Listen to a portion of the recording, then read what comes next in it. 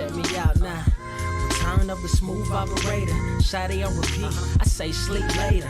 This another favor. Consider me your neighbor. Lost a lot of fam in pursuit of the paper. She gon' catch the vapors when we slide by. The way I speak my mind, it's like I peak my prime, but I ain't close. I cruise through the night air. Fantasy a dream. Real world is a nightmare. Like Claire battling the brainless. Learn to live shameless. Talk about me a lot, but claim that I'm nameless. You aimless. So I'ma style on them. They washed up. It's a rap. Throw the towel on them. Gaining miles on them. Otakus for the win. Tacos, it depend on the mood that I'm in. Like Finn when it's time for adventure. This some new blue. Get ready to enter my mind for a few. Come and take a ride with the crew. I'ma show you how to recoup days lost when you vibe with the blue. Come vibe with the blue. Yeah. About time to regroup. Fly, got my eyes on the view. Never hear lies, only truth. Realize why they vibe with the blue.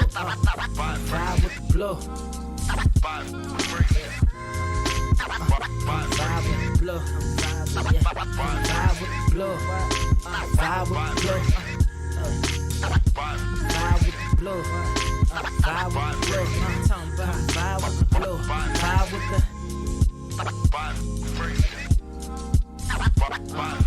vibe with the sky. Wait, you know the rest. I'm blessed. I see you frontin' like you ain't impressed, but I still get requests. I'm playing Zelda on the GameCube. I quit spamming my music. Don't ever try forcing the links. That's a high rule. The wind waker, Mother Nature on my side too, controlling the elements. Go and check my avatar. I'm arrows ahead. Get the point. Moving forward. The battle scars accumulated over time are reminders of what I went through as a minor, but made me a grinder. The trees broke down for this loose leaf. If life's a game of death, I'm Bruce Lee. Ooh wee. Lose sleep on the regular, trying to get this word out. Then I crash nebula. Wish I had a very odd parent, maybe two, but it's cool. Everybody pays dues. Now it's time to make moves. Granny didn't raise me to lose. Think I'm in the mood for a cruise. Wanna ride? Come and vibe with the blue. Come vibe with the blue. Come vibe with the blue. Come vibe with the blue. Come vibe with the. Check this out, y'all. I'm back spazzing like the elderly. Worth of my cousin Beverly. Never swear away from the truth. Just ask Heather. Be weather, be tripping. Starting to control like our destiny. Always give you the best of me until the death of me. My weaponry is a paintbrush. Hush, don't tell my secret. They get a hold of it. If you leak it, get it. It's cool. Got you covered though, look. But let me get back to that cool-ish, loose-ish. Why they still lying? They don't do this. Bad at board games, whole world clueless. Selling they soul for roof Chris. Who's this honored fella? Need a sliced extra mozzarella. Crew fly, let God propellers. Humanity born like they don't trust fun. Why you dodge to tell her? You don't know, but my odds are better. Life's a gamble, depending on who holding the cards. You can start living at large or it's bon voyage. Charge it to the game. Me and you ain't the same. I'm thinking bigger pictures. Why you still shrinking the frame, ever blink in the rain? It helps when your eyes dry. Mob with the bright minds. Think you funny, wise guy? Midnight marauder with a new tribe. Tired of the fake. Come and vibe with the blue sky. Come vibe with the blue sky. Why do you try? We get them high. Take them high. What I do? Come vibe with the blue. Yeah. Come vibe with the blue. Cash, what up? Vibe with the.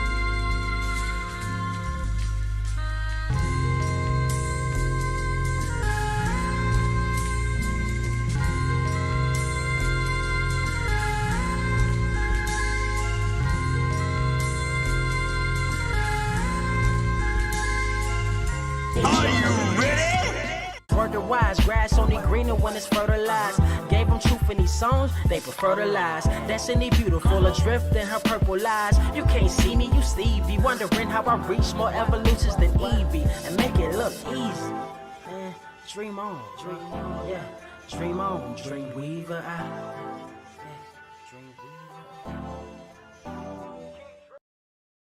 What is up, Earth's mightiest subscribers? It's your boy Ernie, Blerd Without Fear. Carter presents in the building. What's good, my people? With great power comes the absolute certainty you'll turn into a right cunt. Yes, you most certainly shall, because as we all know, it is impossible to get superpowers without being on that Fox News bullshit. So before we get into today's proceedings, a couple of things I want to address real quick. 2 or 3 things, actually. First things first, happy Juneteenth, everyone. It's Juneteenth weekend. Just go ahead and... It is what it is. Just y'all know what time it is. Y'all know what y'all got to do. It ain't no thing to have a barbecue. I'm black, y'all. I'm black, y'all. I'm blacker than black and I'm black, y'all. I'm black, y'all. I'm black, y'all. I'm blacker than black and I'm black, y'all. And I'm blacker than black, blacker than black, I'm blacker than black, yo. I had to turn you down because you was peeking, player. But yes, that too. Also, you have Fed holiday. It's a federal holiday. So enjoy that. Get that time off. Go to just please, whatever you do, don't go to Best Buy on the Juneteenth sale. And also, don't be like, what was it, 343 Studios that makes Halo now?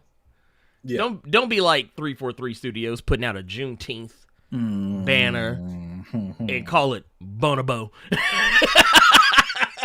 Don't do it. Other thing I want to say is to all the fathers out there, Happy Father's Day. Happy Father's Day. Happy Father's Day, sir. Yes. Happy Pappy Day. No, and you know what? Because I'm gonna be a real one here. Look, I know, everything is about mama. We all love our mama. All the greatest songs ever written is are about mama. We ain't got too many daddy songs out there, except for Papa Was a Rolling Stone and this, that, and the other. But I want to put some genuine respect on all the daddies out there holding it down. Not because you're expected to, and not even just because it's the right thing to do, but you're just doing it because you out here doing the best you can. Period. That's what I want to put respect on. The other thing, and I don't want to bring the mood down, and I'm gonna apologize for this off rip because it is not good news. It is not good tidings that I bring shortly after that. Well, he's in paradise, so this is true. He's in paradise vibe. Yeah. For those that may or may not know, I talked about on Twitter a brief bit because I don't really like focusing on death. We lost Tim Sale this past week. I think they said he passed away 66 years of age. I don't think we know the cause of death, but Tim Sale passed away. For those who don't know who Tim Sale is a guy who pretty much is known for a few things. Dude is an iconic cover artist. You've seen his work, surely. But what he's most known for is Batman The Long Halloween, Superman For All Seasons. He also did some iconic Batman covers during the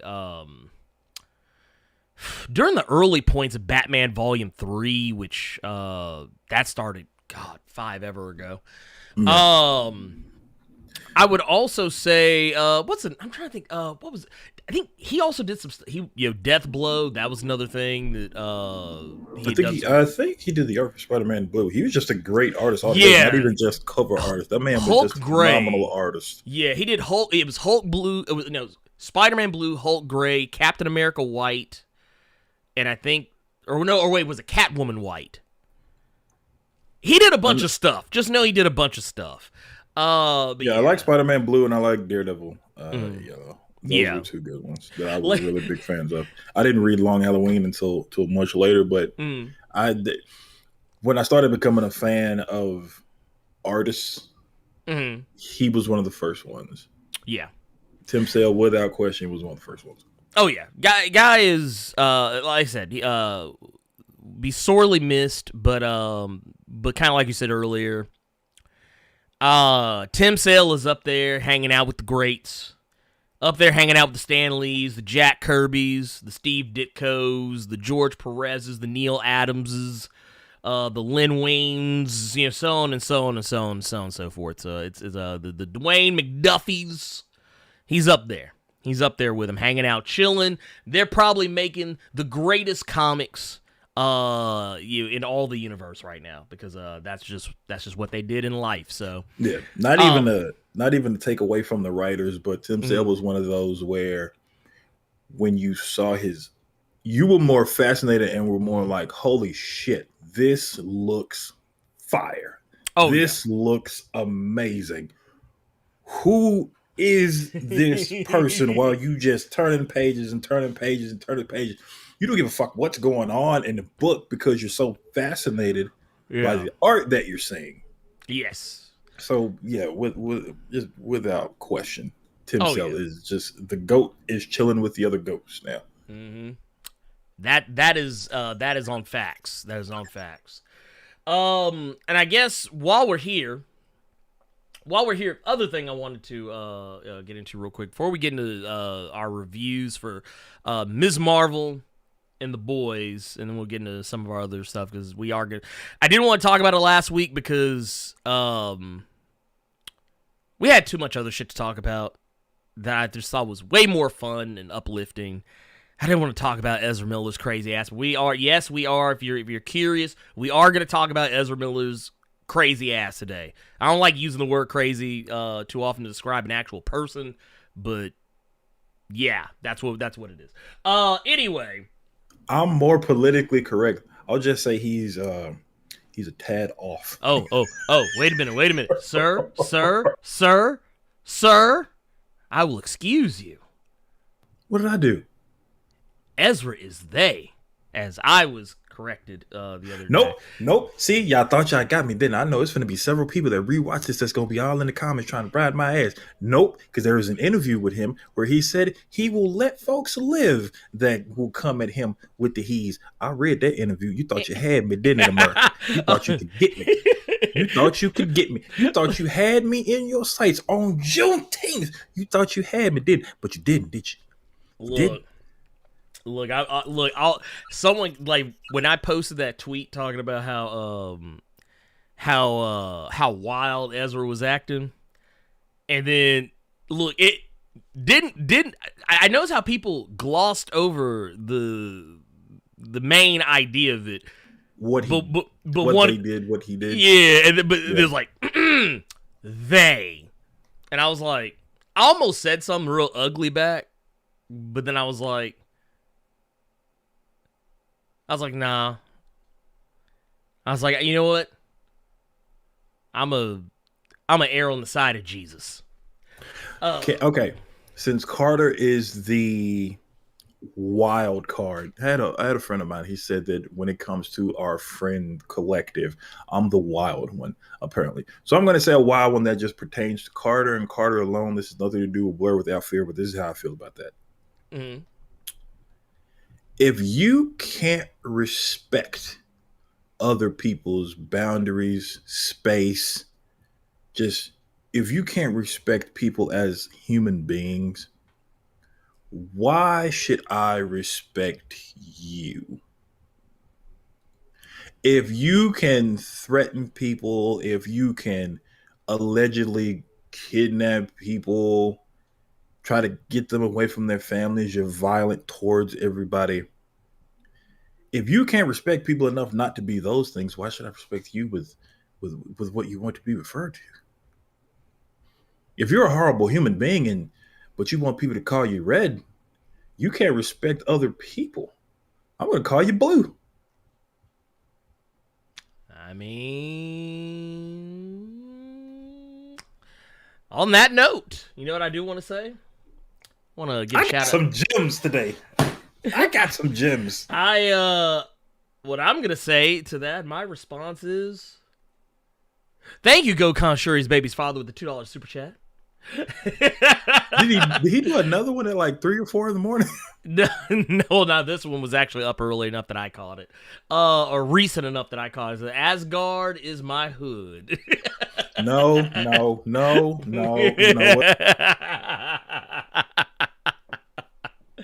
Oh, what's up, pimp? Gabriel Knight coming through with the 1999 Juneteenth super chat says, Blerd, happy Juneteenth, Blerd and Carter. Showing support. I'll catch the cave later because I've been up for 36 hours. Good God. It says, and participated in an 18-mile walkathon that started 2 a.m. What? 2 a.m.? They started walkathons at 2 a.m.? What? I didn't know these earbuds were as powerful as they were because I took them off and I still heard that damn 1999. To be fair, sir, my voice carries. I've been told. I keep no secrets. That's why I always tell people, if you want me to know something, if you tell me something without forewarning me to keep it a secret, I will say something that is loud enough that anyone else can hear it. And you are not the only one that loves the way Ernie reads things, Rob. Ernie loves the way that Ernie fucking reads things. I don't think I have to tell anybody this, but yeah, hey, shout it up. Yeah, go check out the guy you probably already know about. Comics Explained is in the building, ladies and gents, kings, queens, cosmic beings. Go check out his channel. It's amazing. Hey, and also we gotta drop a bomb here. There you go. We're gonna drop a bomb. We dropped the bomb, y'all. Thank you, Rob. Thank you. We're gonna there's the $1 million question.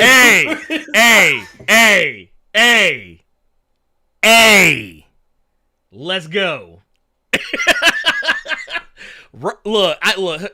Look. My schedule is wide open, pimping.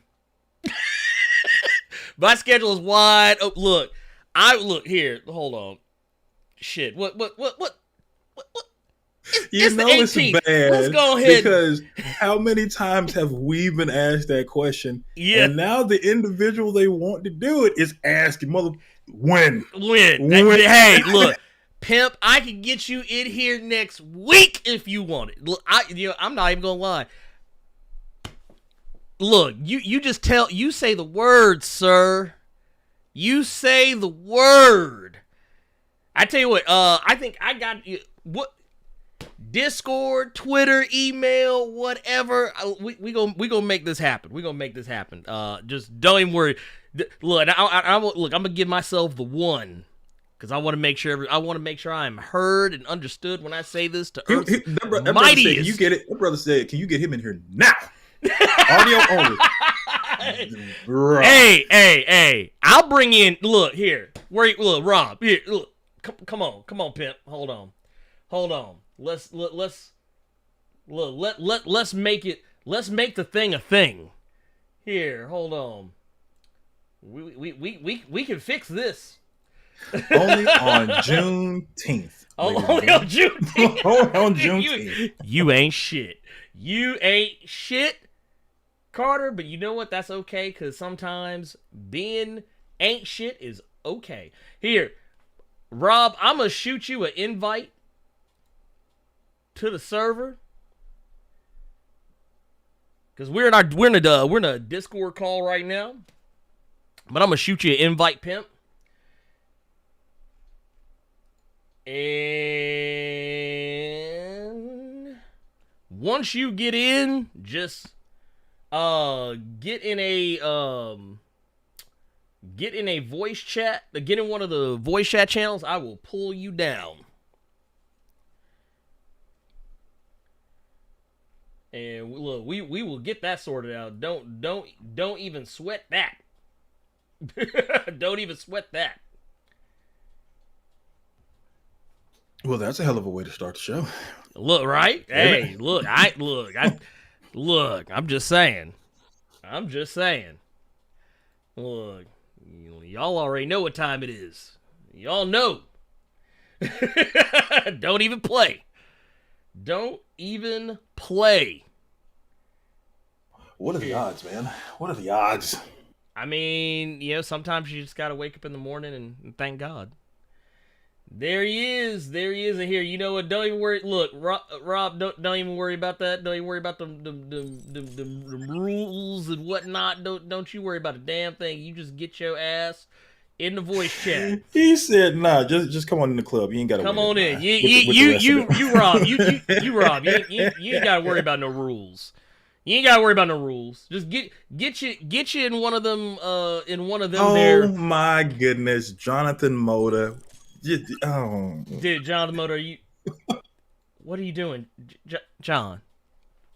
John, what are you doing? What are you doing? You just got over COVID, man. Jesus. Only on Juneteenth, man. Only on Juneteenth, sir. With $100. With $100, sir. Oh, here he is. Bam. Look, he is in the waiting room. Let's pull him out. Y'all give a warm welcome. Give a warm welcome to Rob, straight out of Comics Explained. What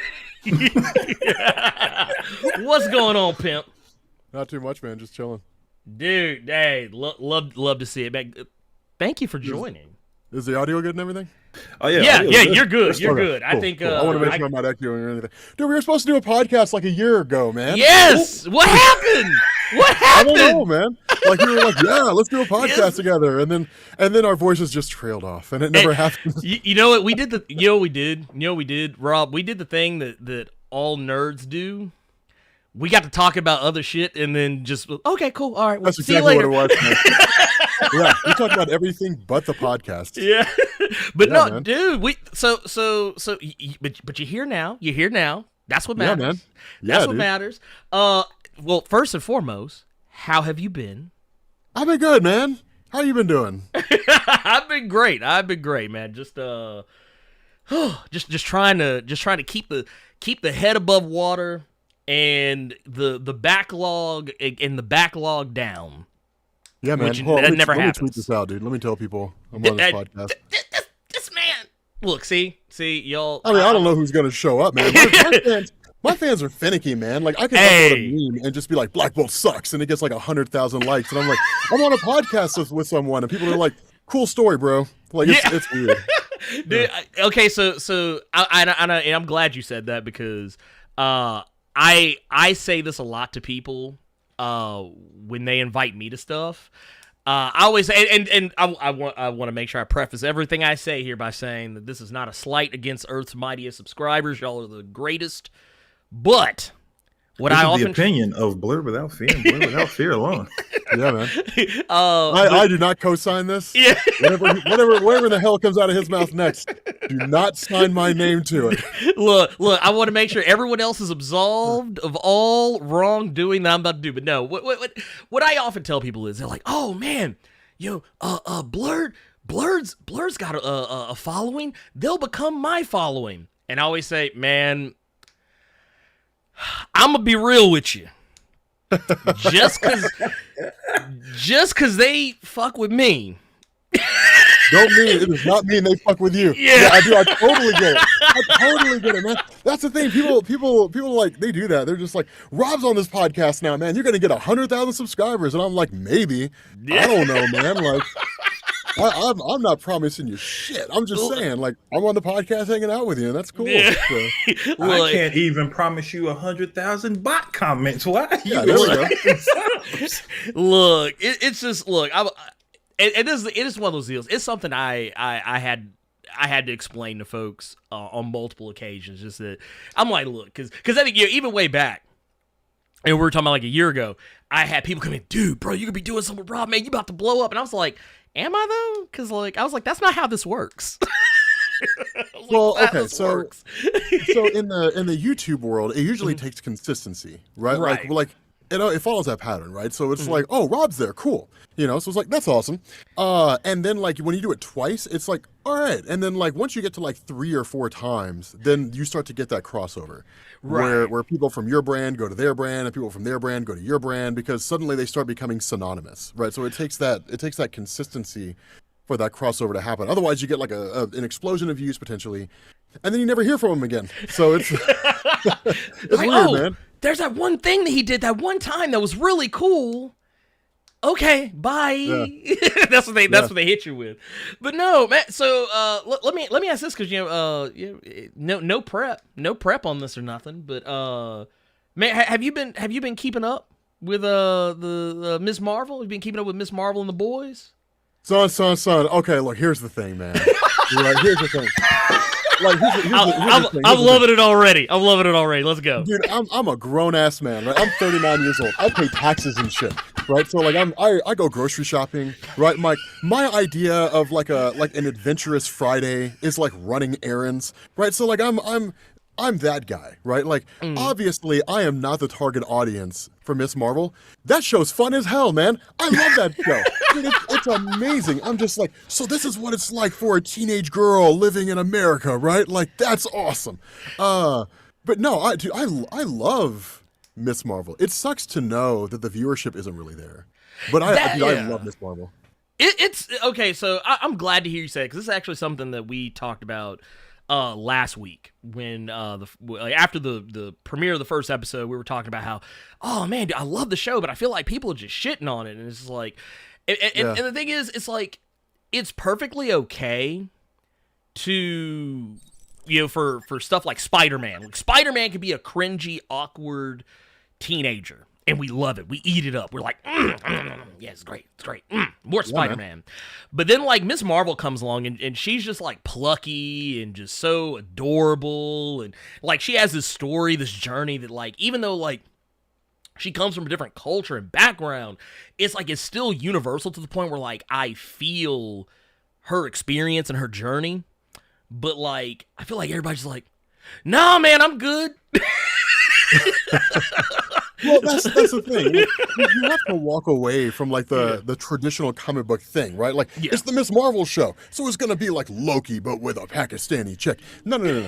Right? It's not gonna be that, right? It's not gonna be anything like that. Like, I mean, you've read Miss Marvel. I've read Miss Marvel. Like all 3 of us have read Miss Marvel, right? Yes. Like, we are familiar with that comic. It is a very particular comic for a very particular audience, and if anybody else who's not really that target audience happens to come along and read it, the more the better, right? But it's obviously a comic geared towards younger women, particularly younger Pakistani women who are trying to kind of figure out how to navigate those waters between the more traditional history and parentage and like being a modern girl in the 21st century.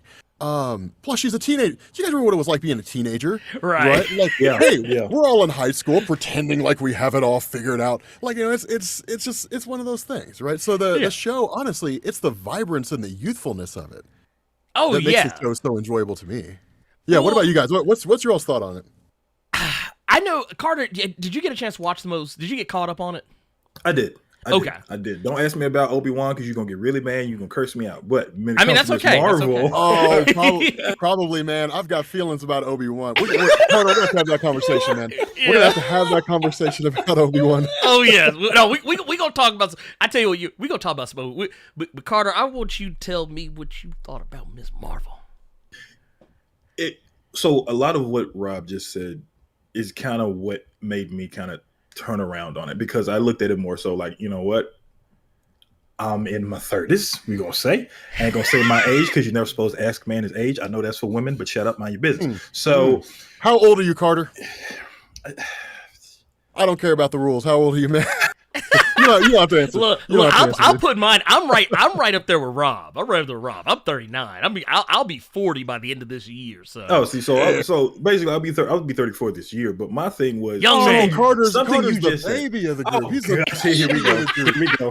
He's a youngin'. He the baby. But he's a baby. I didn't think I would wake up this Saturday morning and have to get this from these two gentlemen. Oh yeah. But a great point that you made, Ernie, was like we've done this with Peter Parker and it was cool. Mm-hmm.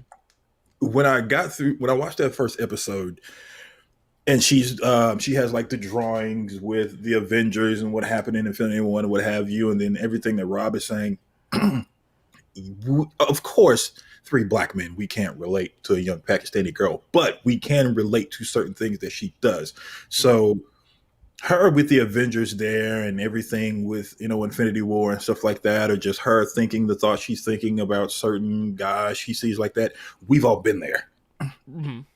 I can't tell you how many times I've had G.I. Joe toys with my G.I. Joes did a crossover with Sting and Hulk Hogan while they fought 3 ninjas to save the fucking planet. Hell so, yeah. Starcade 99, man. Cobra Commander versus Sting. Yeah. Exactly. So once I got there, I'm like, I could find some ways where I could relate to it in the sense of, okay, I used to be like that when I was younger. So, okay, I feel it. I may not be getting the same vibes as that original book. Mm-hmm. But it's getting there, and it's very close. I'm enjoying it so far. After I got past like that little hurdle of kind of getting my head right, and getting my mind right, and kind of snapping into it. Like, well, if I could do this with Peter Parker, if I could do this with Miles Morales, I could obviously do this with her. What is wrong with me? And once I got past that point, it was an enjoyable thing. It was good so far. Dude, real quick, because I got to do this again, because Jonathan is out here today, and Jonathan's out here, man, dumping them hundreds, man, dude, making it rain. Like, dude, what? This man, he said, "Damn it, I'm the old man of Group 43." Look, hey, it's okay, because you know what? You're young at heart. That's what matters. That's what they always tell me. They always say, "Hey, you're young at heart." Am I, though? Literally, our job is to talk about comic books, man. How much younger at heart could you be? We literally have the best life. It's like I get to talk about what my granny used to always refer to as funny books. Yeah. Have you guys read the new Avengers? What's the Avengers? It's the funny pages. Yeah. It's like, you mean like everybody was Batman? Yeah. Everybody was Batman. Like, oh, you're reading those what's it, those X books with the Supermans and the Batmans? It's no, Mom. Yeah. It's Charles Xavier. I mean, technically she's not wrong, right? She's like, when did Superman and the X-Men team up? Well, it actually happened in the 90s. Oh no! What was it? It was like, it reminded me of that meme. What was it? It was like, oh, what's your favorite X-Men? And, X-Man. And then everyone's like, just like, oh my god. Well, no. There was an actual X-Man. Yes, it was. X-dude. X-person. Yeah. Dude, I want to see them bring that comic back where he's got like dreadlock, because he kind of looked like that in that terrible ass Age of X crossover or whatever it was. But he was like X-Jesus, man. Like he came back with like airwalks. Guy looked like Moses. I was like, what in the world is even going on, man? Like, what is this, Marvel? They're like, hey guys, we came up with this terrible ass idea for this character that you used to love like 30 years ago. Not X-Man. Like, okay. Not Age of X. I normally give out nasty awards to people in the chat, and Ernie when he says something. Rob gets his very first Juneteenth nasty award for bringing up airwalks, because Lord Jesus, I forgot about airwalks. Oh my God. I forgot about airwalks. Oh my God. It also just no love here. I don't think there's any love in this heart for Age of X. It doesn't happen. It doesn't happen. I tell you, you know what you and Age of X is? Age of X is a book I read in, what was that? Was that 2019, 2018, 22? I don't know. It was the thing I read before House of X. That's it. It's a comic I read pre-House of X. That's what we got here. It was like the last X-Men story before X-Men's Run. Yeah. Yes, it was. Also, real quick, I do want to address these because we got so caught up in craziness. Yeah, man. LJ Brown. Respect those super chats. Oh, yeah. Dude, LJ said, Ernie Carter is going to kill you one day with that 1999 super chat one day. Said, at this point, it's safe to say the Flash movie is HBO Max bound. No, it is not. It's not. It is not. No, it's not. Dude, it's chopping block bound, man. Literally, Ezra Miller kidnapped a kid and he's on the lam. That guy is, dude, these like they came out and they were just like, we're never having anything to do with this guy again. And I was like, man, they can't catch a break. Dude. Well, no, it's not even just that. It's not even just that he's on the lam. The guy literally had his, what was on Instagram? The guy literally on Instagram talking about, haha, you can't catch me. I'm in another multiverse. Who says that when the cops are looking for you? Do you know what would have happened? Do you know the level of media attention had Will Smith? Will Smith smacked the taste out of Chris Rock's mouth and has become a pariah. This man literally said to the popo, "You ain't gonna get me." Who does this? I don't even. No one knows where he is, man. This guy just vanished, right? Just literally took off. He's gone. He's gone. With some minor under, and it's just like, man, like it's one controversy after another, man. You got Amber Heard. All that stuff going on, like whole Amber, and it's just like DC cannot catch a break, man. No, they cannot catch a break, man. It's one bad thing after another, man. It's like, you know what? Just go make animated movies and call it a day. Yeah, right? Just be done with it. Can look? I just the DCEU is that thing that I'm always like, oh, they're trying, they're finally trying, they're finally oh, here comes another one. Yeah. Damn it. Yeah, they get no slack, man. They get no slack. Not even a little bit. I mean, here's my question, right? Because technically, I wasn't really against Ezra Miller as the Flash, but he didn't really feel like Barry Allen. Like, Barry Allen, that guy he's too serious, right? Yeah. So, like, when you look at Ezra Miller, like, he just kind of goofed off and was kind of like the silly character. He's more like a Bart Allen. He feels like a young Bart Allen. That's what he does. Like, that's Impulse on the screen up there. He feels like Bart Allen in Terminal Velocity, right? Like that's what he feels like. Just a young Bart Allen who's just young and vibrant and goofing off. Like he's like, hey guys, he's talking to the Young Justice team. He's like, I'm gonna take off for a little bit. I'm gonna go hang out with the Justice League, make this terrible ass movie, and I'll be back, right? And so and that's what it feels like. Honestly, the biggest problem I have with him, and I know this is gonna sound stupidly shallow, the biggest problem that I have with Ezra Miller as a Flash, man. He looked weird when he ran. No, that is not shallow. Funny. He ran funny looking. Look, no, that is not shallow, Rob. I will strike that from the record. It is not black shallow. Men that are on your screens right now have said that. Okay, the wheels fall off. Thank you, because he looked goofy when he ran. I was like, has he never ran before?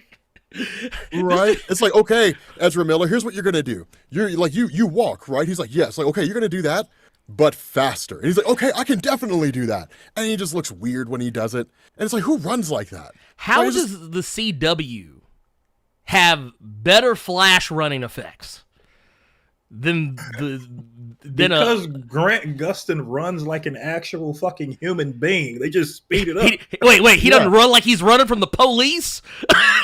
like he's hiding a child away somewhere. I don't know, man. I was always a bigger fan of Grant Gustin as a Flash. Like ever since they announced the Flash movie, like they were like, Flash is going to be in Justice League, and it's like, is it Grant Gustin? They're like, nope. And it's like, then I don't care, because I've always felt like Grant Gustin should, like, they just need to bring him over. It should be Grant Gustin in the DC movies. He's a phenomenal Flash. I absolutely love the way he portrays a character. It should definitely be him. That's my Flash. That He's is my had Flash. Way too much time, and this is something that you and I have talked about, Ernie. It's just if they do, which who knows at this point, if we get a Flash movie a long time down the damn pipeline, you've already done the Crisis on the CW. They have met before. Yep. Yeet Ezra Miller out of here and just say DC shenanigans and just put Grant Gustin in there. No, you know what we do? You know, remember how we talked about Army of the Dead and you said you never noticed that Tig Notaro was added in like after the fact? Yes. That's what that's what you need to do with this DC movie. Just edit Ezra out. And then just edit. Hey, Grant, can you come in for a couple of shoots over the weekend?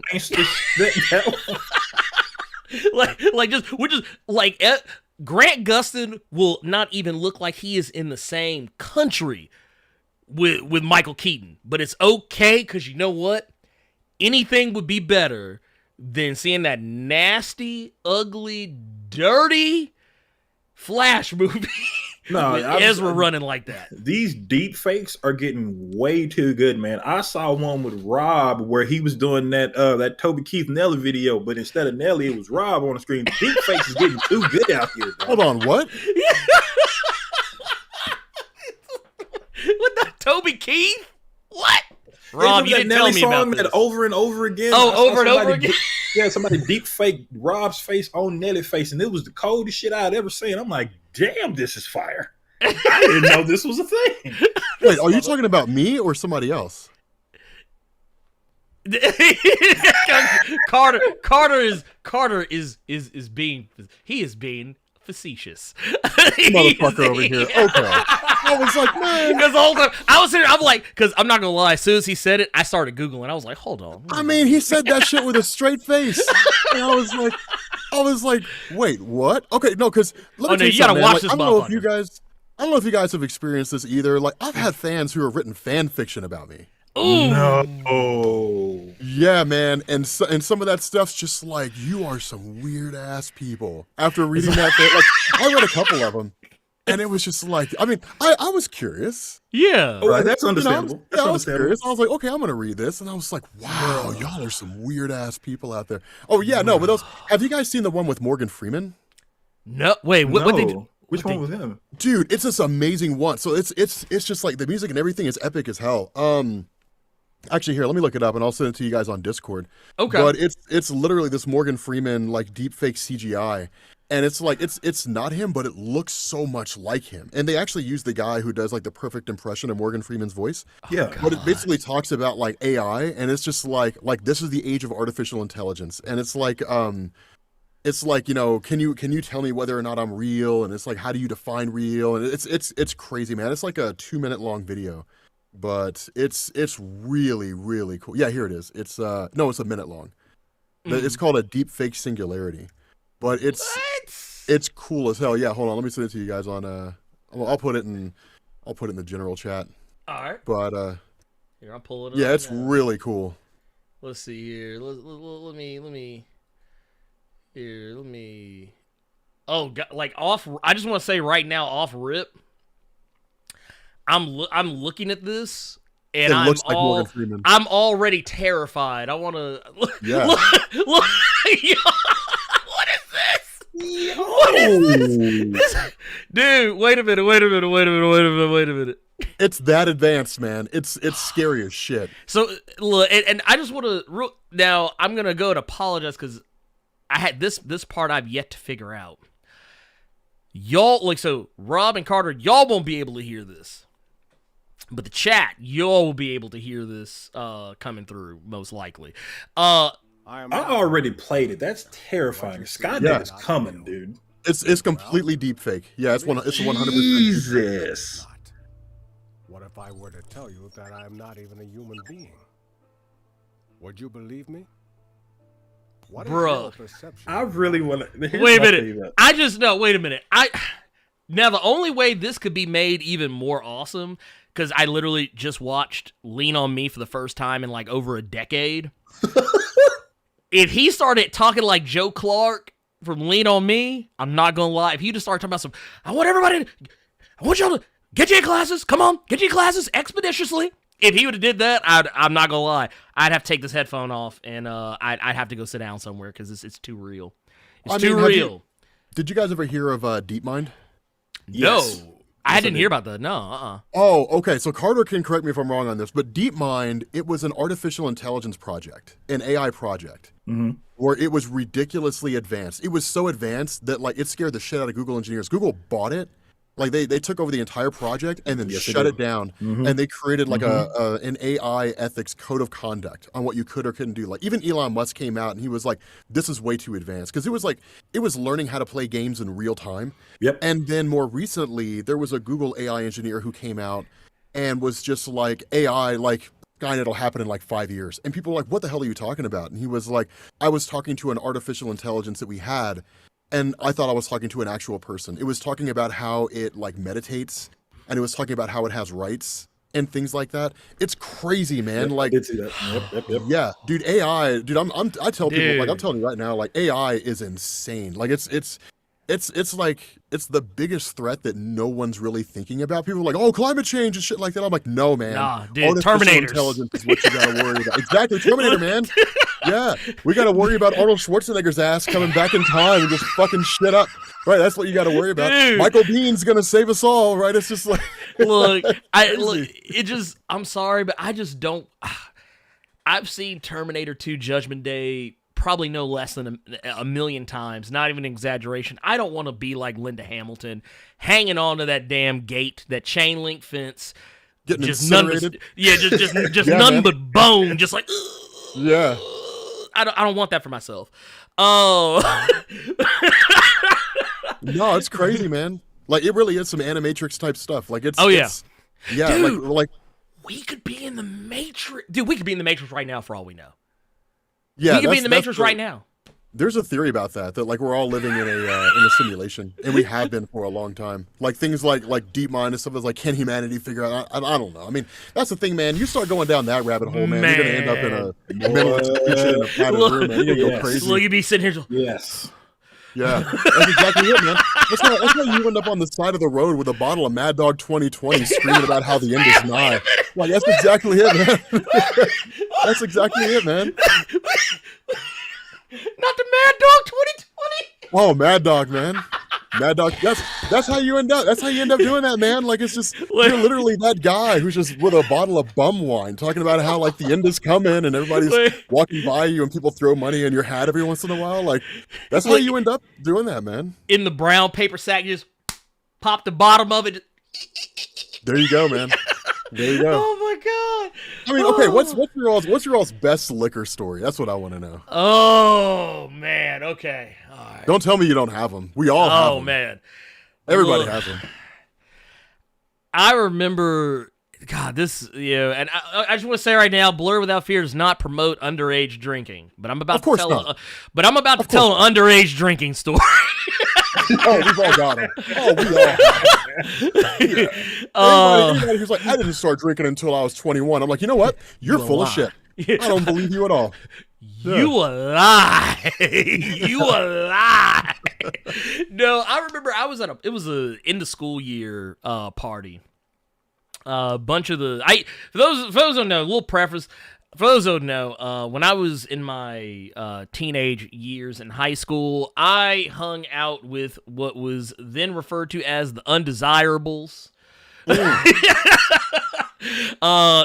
kids who you were probably worried were going to shoot the school up. The goth shit. kids and the punk rock kids, the trench coat kids, all of the kids that wore Megadeth and Metallica T-shirts to school every pretty much every day of the week. This shit just got real, son.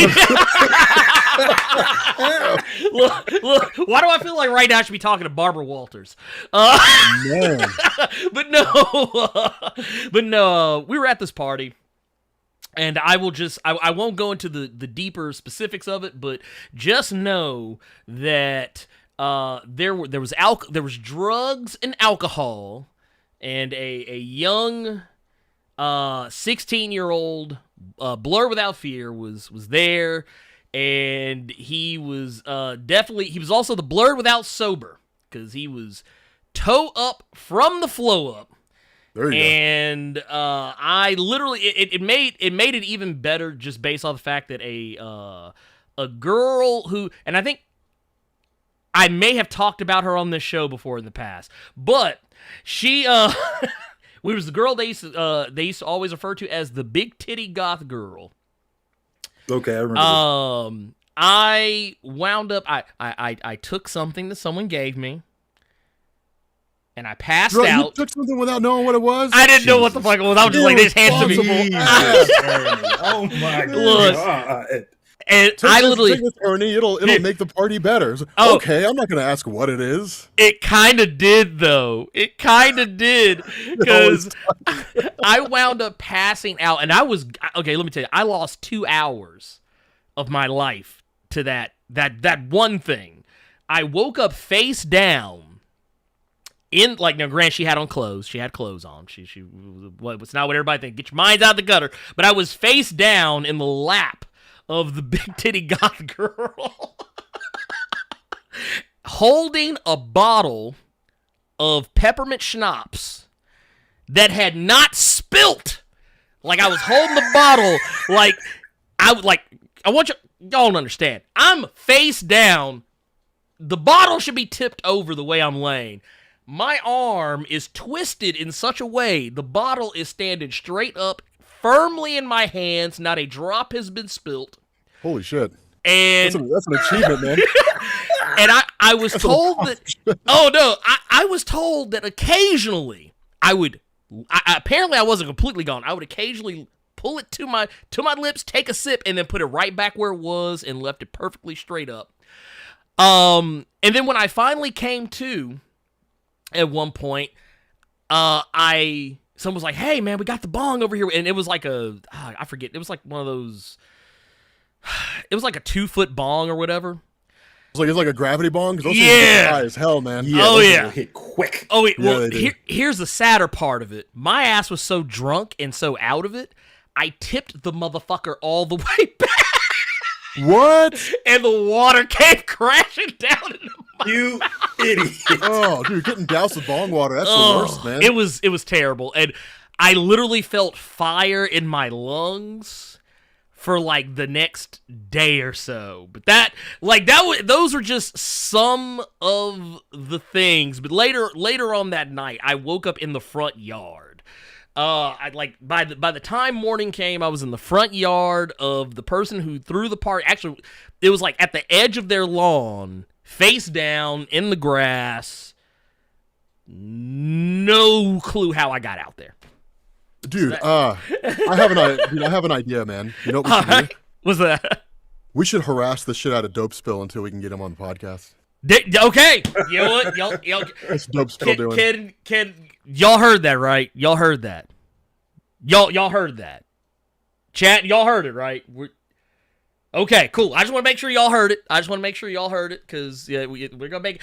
Because I always tell people that, because I was like, man, dude, when are you gonna get someone? I was like, look, man, sometimes just I hate to be that guy, but sometimes you just gotta stay on the ass. So yeah, we're gonna get him. Yeah, I need to get his phone number. I'm only ever talked to him in Twitter DMs.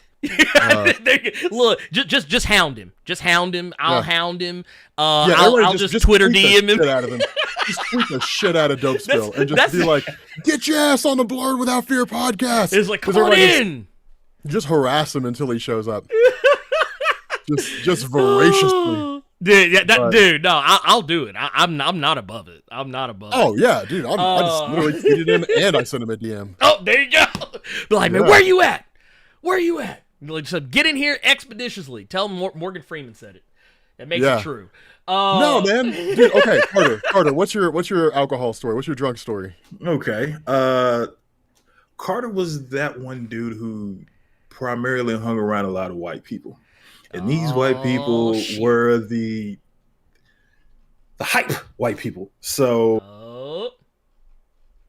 they proceeded to ask Carter if he wants to go out drinking once. And Carter was then introduced to a little something called pre-gaming.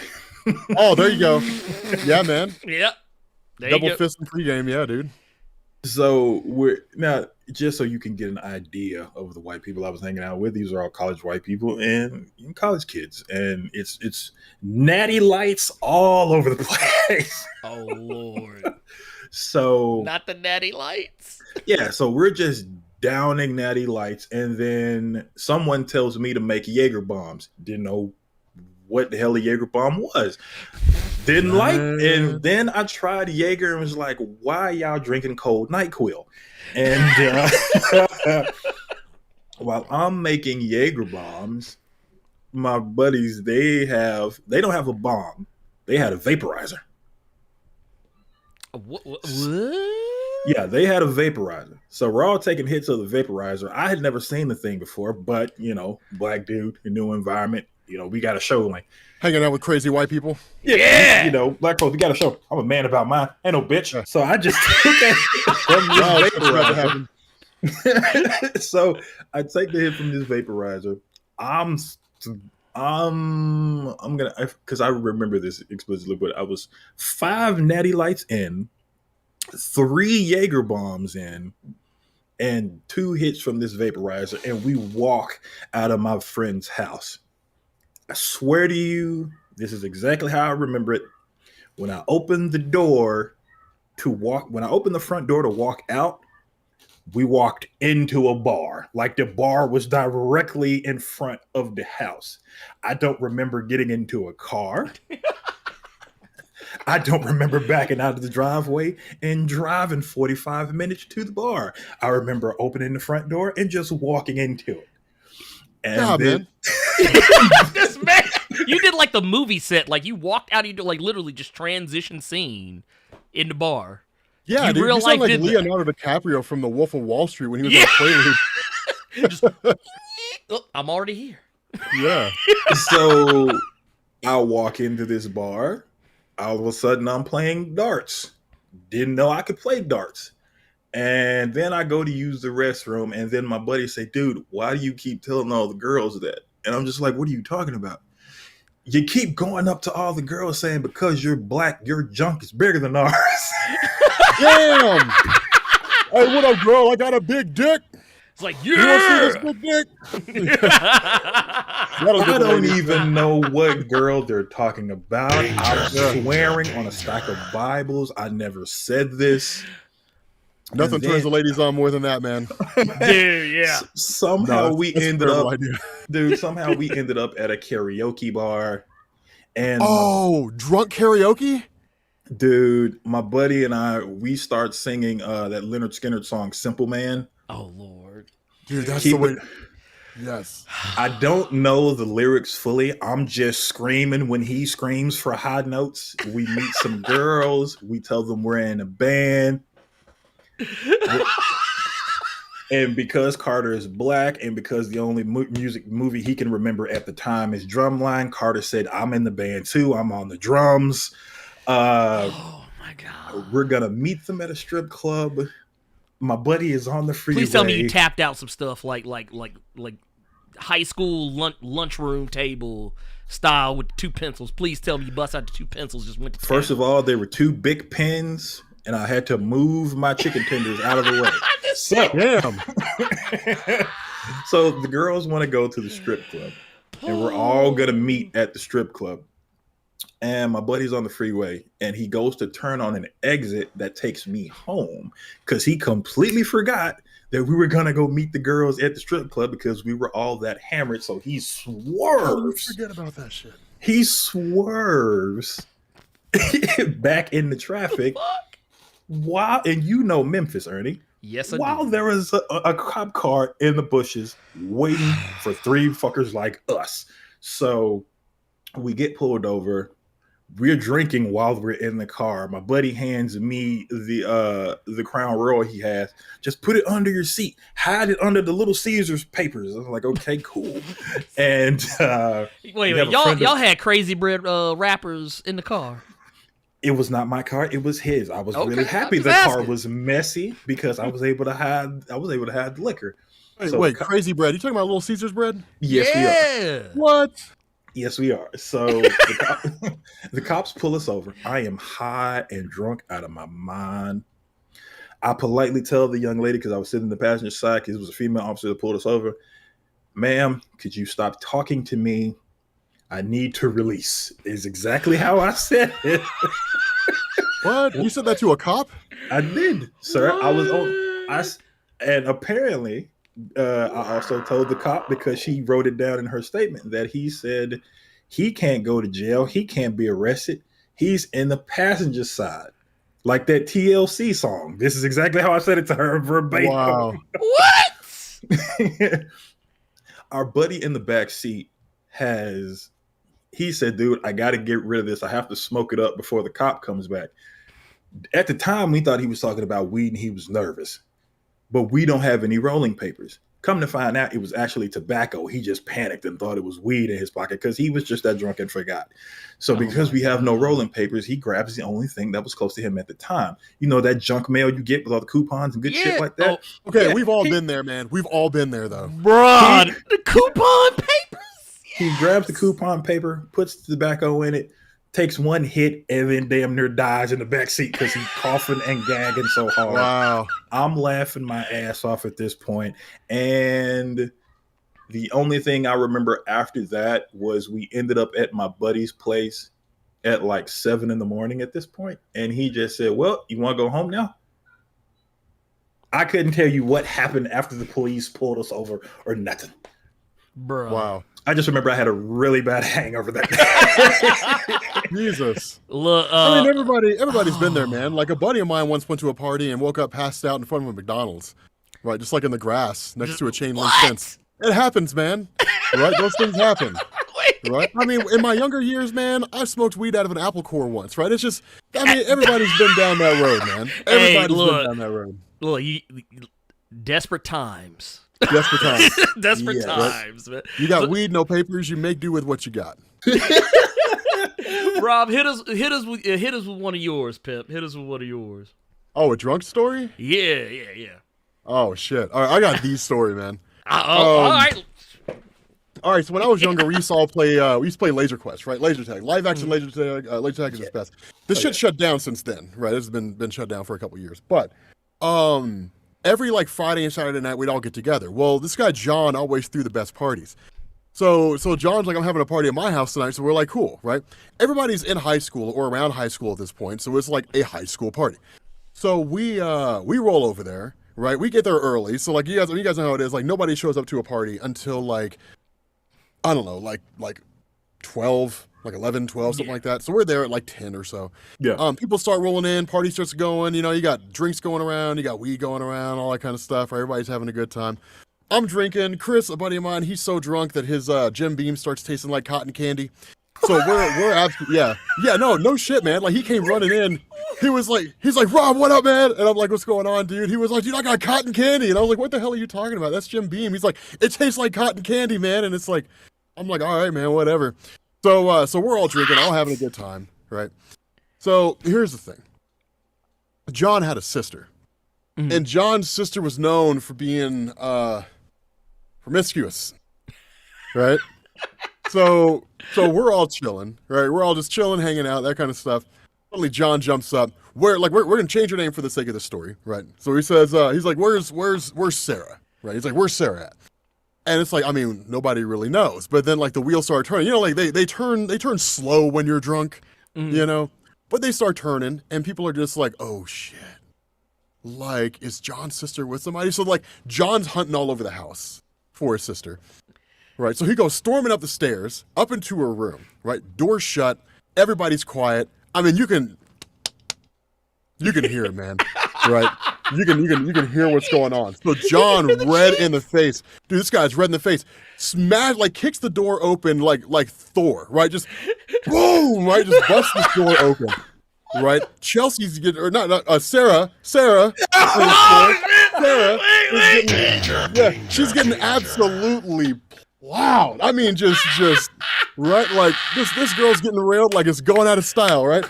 So John grabs this dude, yanks him off the whole time, right? Sarah's screaming, it's not my first time! It's not my first time! Right? Leave him alone, John! Leave him alone! She's screaming, she's carrying on. John grabs this guy, got him choked up against the wall. Now, this dude's a football player at the time, right? Just probably got 20 pounds on John. Could have absolutely pummeled him. At that point, John didn't care. So John chases, like, this guy, like, John takes this guy out, right? He's going to throw him out. Around that time, a fight broke out downstairs between these two girls.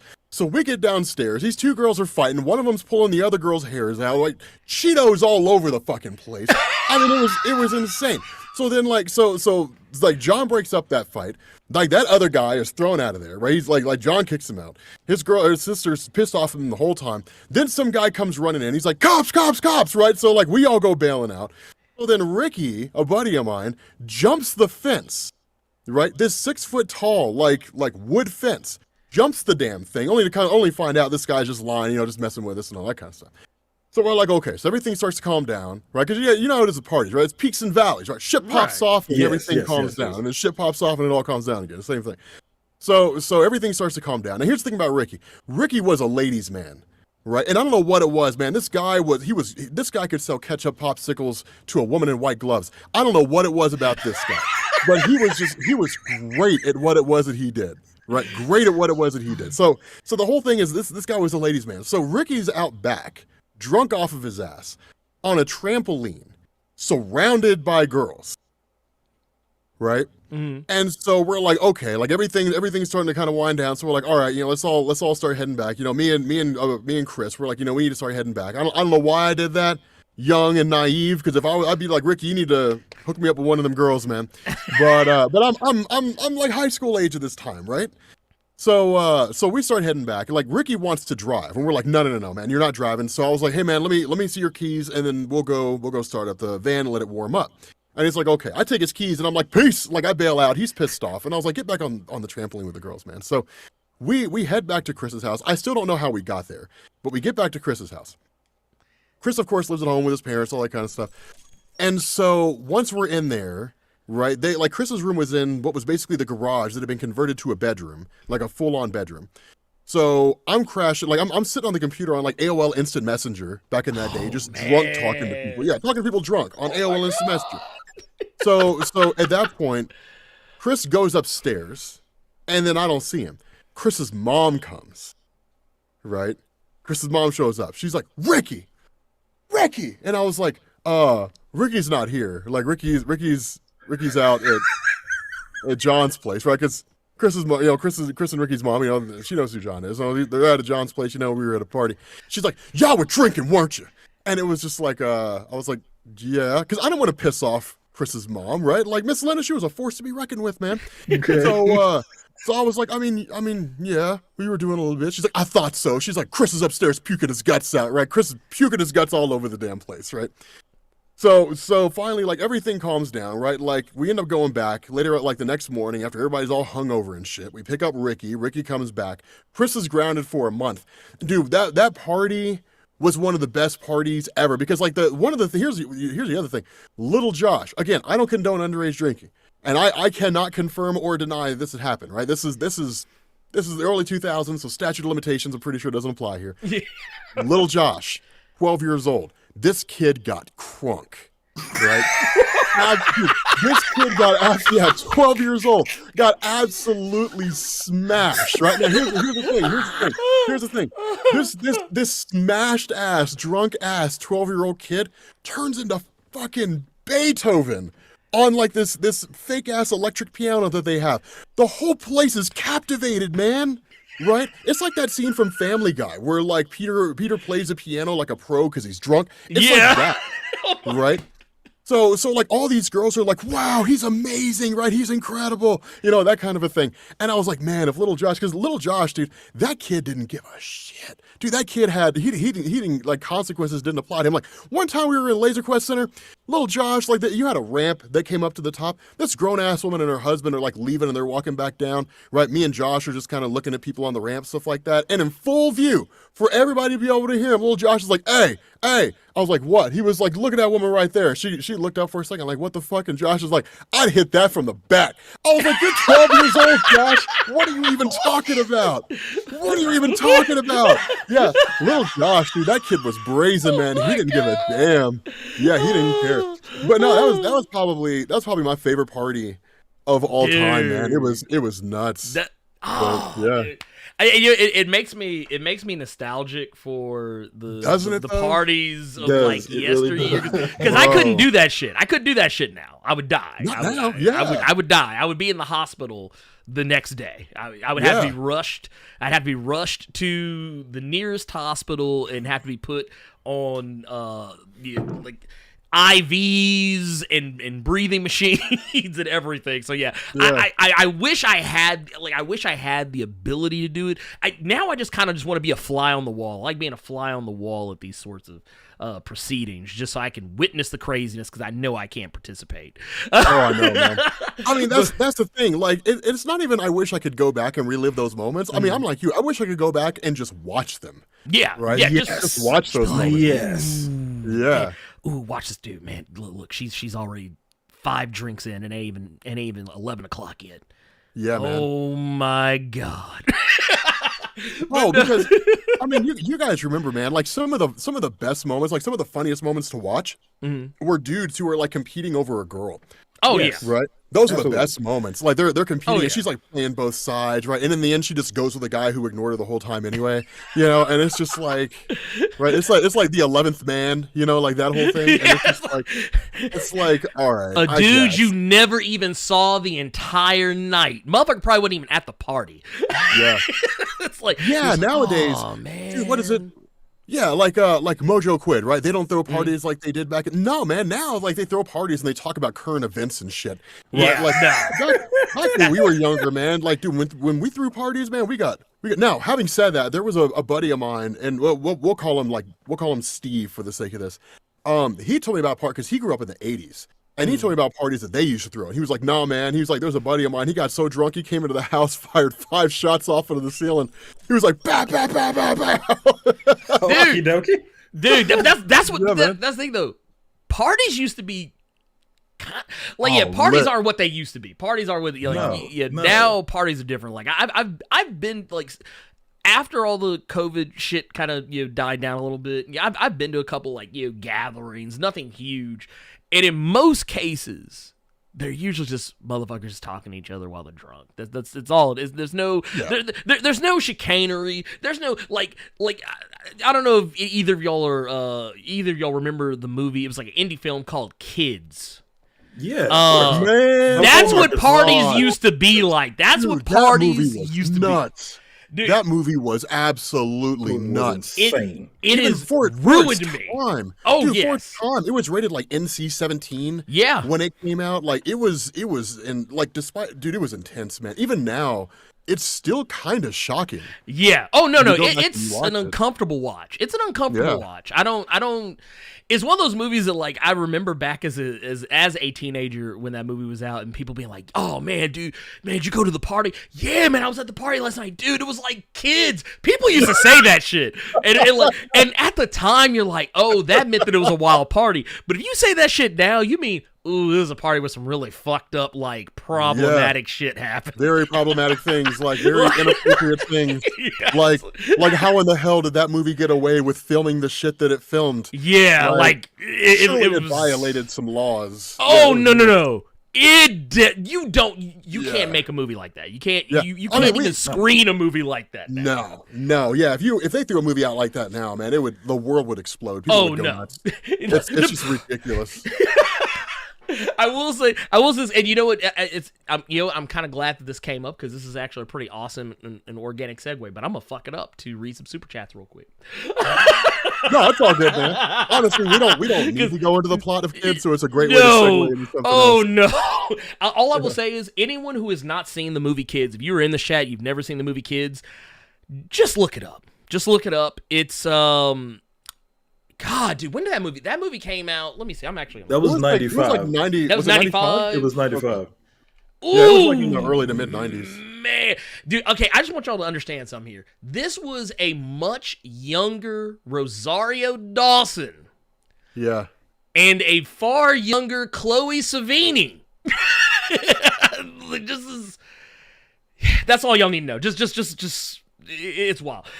That's it. Orange Lantern 82 with the $4.99 super chat says, "Happy Father's Day, everyone. Handling business for the kids. We appreciate you, pimp. Happy Father's Day. Or as I prefer, Happy Pappy Day." Let's see. We got another one. This is actually earlier here from Jonathan Moto. This shows you Jonathan's just out here. Jonathan Moto with the 1999. I can't believe you did that when Rob was here. Juneteenth super chat. Hey, I'm gonna do it every time. I don't care. Rob knew what this was. He knew what it was Yeah, when man. he came in here. He says, agreed on so many levels. They are most likely working on a new crossover annual. Talking about what we were talking about earlier about Tim Sale. Oh, yeah. Which once Yeah, again, that's sad to hear. oh man, just breaks my fucking heart. We got another one. This is just no words, just support, and I appreciate it. This one's from Jai Kwan. I don't know if I can pronounce all the rest of that. Don't say it too fast. That's how Candyman get you. I saw that one. I thought you were that going to one. say that's how we get a fifth dimensional being to show up and fuck up the world for us. But thank you for that $1 super chat.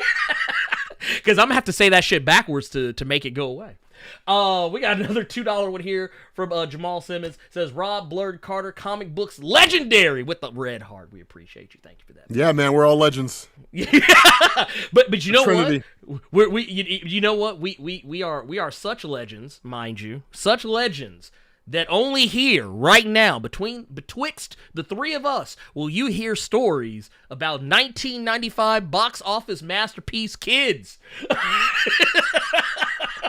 Yeah, man. Dope still hasn't answered me, man. I don't know what the hell this guy's doing. So what Dope Spill is saying is he doesn't want to be great. He doesn't want to be great. Guess. He doesn't want to be a part of what would it be? We have the Trinity. What is it when it's four? Is it like I don't know. The triumvirate. I don't know. The triumvirate. There, something. I have no clue. Is it the quintessence? I think that's like 5 people. I don't know. Yeah, I have no clue. Look. Somebody made it up. Yeah. The quadrology, that's like a series of movies. I don't know. Anyway, nobody except me with the $10 super chat says, is that Rob? It is Rob. It says, my nigga. Literally what he said. Says the Black Comic Council of Power from day one, no face, the get to know me vid with the drawings. DWP and that guy in the corner. Ernie, we need y'all 3 talking X-Men with Dave. Oh, hey, talk about Dave Busing, the comic book herald, Dave Busing. I mean, look, I'm not against this. Not against this. I love me some Dave. Dave is hilarious. Because Dave will say some of the most, like, scandalous shit about an X-Men comic with a straight-ass face, and it'll take you a minute to realize, be like, oh, man, he talking shit. he talking that shit. Man. And it makes me proud, because I'm like, look at him. Look, he got it. He got him. We also got Chi-Town Dan, the Night Skin King, with the $5 super chat. Says, we got Blerd, Trinity giving us the greatest tales ever. Get them likes up for the Illuminatis. Get us. He's trying to get Dope Spill's ass to answer me on these DMs, man. He's not saying dude, anything. Right? Dude, can we please look, Dope Spill, I know you feel pressure, but that's okay. You just have to go with it. Just go with it. Let us all be great. But no, we also got nobody except me with the $10 super chat. Says another just for the milestone. Damn, Ernie and Carter official. All these weekends y'all put in, you got Rob to come out and be social again with his people. At that, he in a different mode when he with us. Hey, I'm just saying, I don't know if y'all know this, but Rob is always wild. I just want to put this out here, yo. Rob stays wild. I'm about to be like this Dope Spill, dude. We're gonna get Dope Spill in this damn podcast. We got to. All right, I'm gonna ping my Discord server. Like, Dope, get your ass in here. I'm like, hey, add everyone. Does anyone know if Dope Spill has a Discord server? Boom. Then now we're gonna get his ass here. It's like, It's like, can we get him to just pull up? I'm just saying, like I said, no pressure. No pressure. There's no pressure here. My ass. Dope Spill, there's all the pressure. Hey, he said it. He said it. Pressure. Pressure, goddammit. Also, we got us another one here. I didn't get to see. It got somehow lost in the shuffle. $5 super chat from Gokon Sherry's baby's father says, stay away from fan fiction. I read one with Kendrick Lamar and Shrek. No, you didn't. Kendrick Lamar and Shrek? Oh, no. Wow. No, don't do it. But on that, you know what? Yeah, since we were talking about some problematic, crazy parties and things of that nature, Rob, you been keeping up with the boys? Them boys? Oh, dude, I love the... Dude, I like the TV show more than I like the comics, to be honest with you. Thank you. Yes. Thank Yes. Thank you. Okay, so okay. I want to ask you a question, Rob, because you and I have never talked about this. The Boys, the comic, when you read it, did it fuck with your mental health just a little bit? just like reading any extended period of it? Oh, hold on a second.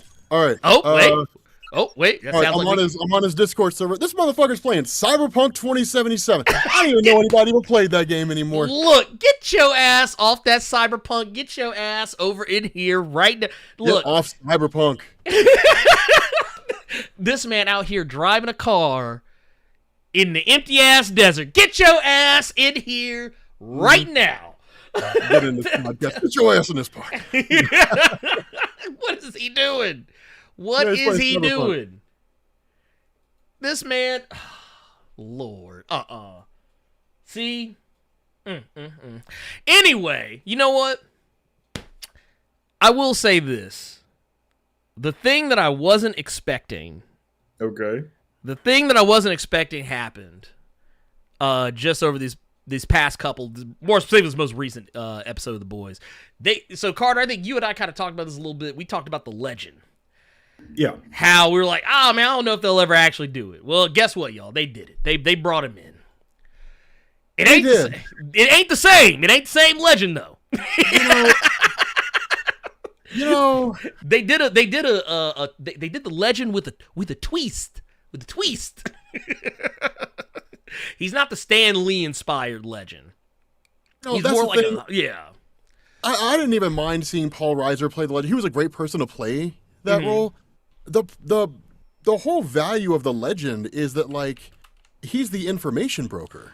Right, Yeah. he knows shit that the others He knows- don't know. Exactly. He knows everything. And I feel like they just kind of underplayed how much he knows. Yes. I would Yeah, agree with that. they did. Yeah. Yeah, because he didn't have any information that was like, oh my god. Because, like, for those unfamiliar, the legend in the comics, basically, he was the guy that he knew everything there was to know about all the Vought supers, all the dirty secrets where the bodies were buried. He knew everything. He had like detailed dossiers and pictures, incriminating evidence. But the thing is, you can't have that now because the landscape of the world that The Boys is set in doesn't really. I mean, Vought has secrets, but they're not type of secrets that like they were in the comics. But like in this, they just kind of made him a sleazy Hollywood producer. Basically, yeah. Yeah, he's like Harvey Weinstein. right. Yeah, no, 1,000%. And it's okay. It was okay. Like it was one of those things where I would have been perfect. I love Paul Reiser. I love him. Guy's great. Guy's 99.9% of the time he's good in whatever he's in. But yeah, this is one of those. I was kind of, I could have taken it or leaving it. Anytime I see him till this day, I just say, "Ooh, mad about you." I just think about that show every time I see Paul Reiser. I'm just Mad About You? I'm waiting for Helen Hunt to pop up somewhere, Bro. Oh my Show god. up and then show him how to put toilet paper on. Like, Bro. here's how you put in new toilet paper. I mean, Mad About You was funny as hell back in the day. Oh yeah, no, it was. Uh. I just my thing is, and I don't even go there with it. I always think about aliens. I always just remember him as a sleazy slime ball. Burke. Yeah, from Yeah. Aliens. Just like I'm just like, oh, that motherfucker. Oh, he was a dickhead in Aliens. Like all the goodwill that he had built up. Yeah. Across all these great things. He's usually like this really cool, awesome dude in all these TV shows and movies. It took one movie to make me see that guy and be like, this motherfucker. Yeah. Fuck that particular guy. Yeah. No, that's the thing. You're right, man. I will say this, it just, but for me though, this season, it's been all about that Soldier Boy. That Soldier Boy is where it's at for me, because, Dude, I love what they're doing with him, man. I want to know what you guys think, right? Yeah. Because Soldier Boy in the comics is totally different. oh, he's very different. He's very incompetent and he's naive, and he like they tortured him for information and then he died. Like he was just not really important or relevant. What do you guys? No. How do you guys feel about what they're doing with Soldier Boy in the show? So it seemed like this Yeah. Soldier Boy was more so the original, because the one in the books that you, me, Ernie, that we've read, the wimpy one, he was the second one that they had done. No, he was the No. third one. Oh, he was the third one. Third, Okay. yeah. There you go. Comics explained it. So Roll what credits, they- y'all. Roll credits. There you go. So yeah, what they're doing with him now is great. And I remember this interview with Jensen Ackles where he said he didn't when he asked Eric Kripke about being on the show, Eric Kripke kind of thought about it and said, you know what? I don't want you to be just a bit part. Mm-hmm. He wanted to write him with some meat on the bones. And he's been doing that so far because this is one of the first times we've actually seen him interacting with everybody. And it was great. I've liked everything I've seen from him, from the videos on Twitter to the Solid Gold video they finally dropped. That Solid Gold video was amazing. I'll ask you all this. Do you think with this role, he's punched his Marvel ticket? Oh, absolutely. I Yeah. think several of them have. Oh, yeah. I think Jansen Eccles has. I think Anthony has. Yeah, Anthony Starr, definitely. Absolutely. Potentially even what's his name who plays Billy Butcher? I can never remember his name. Oh, Carl Urban, yeah. Yeah, Carl Urban. I think even Carl. I think several of them have. I think that like Feige and them are looking at him like, and some of them would be perfect for Anthony Starr would make an amazing Sentry. Oh yeah, if you actually yeah. wanted to put the like if you put the Sentry in as Anthony Starr, I would be on board. I would be on board for it. I would roll with it.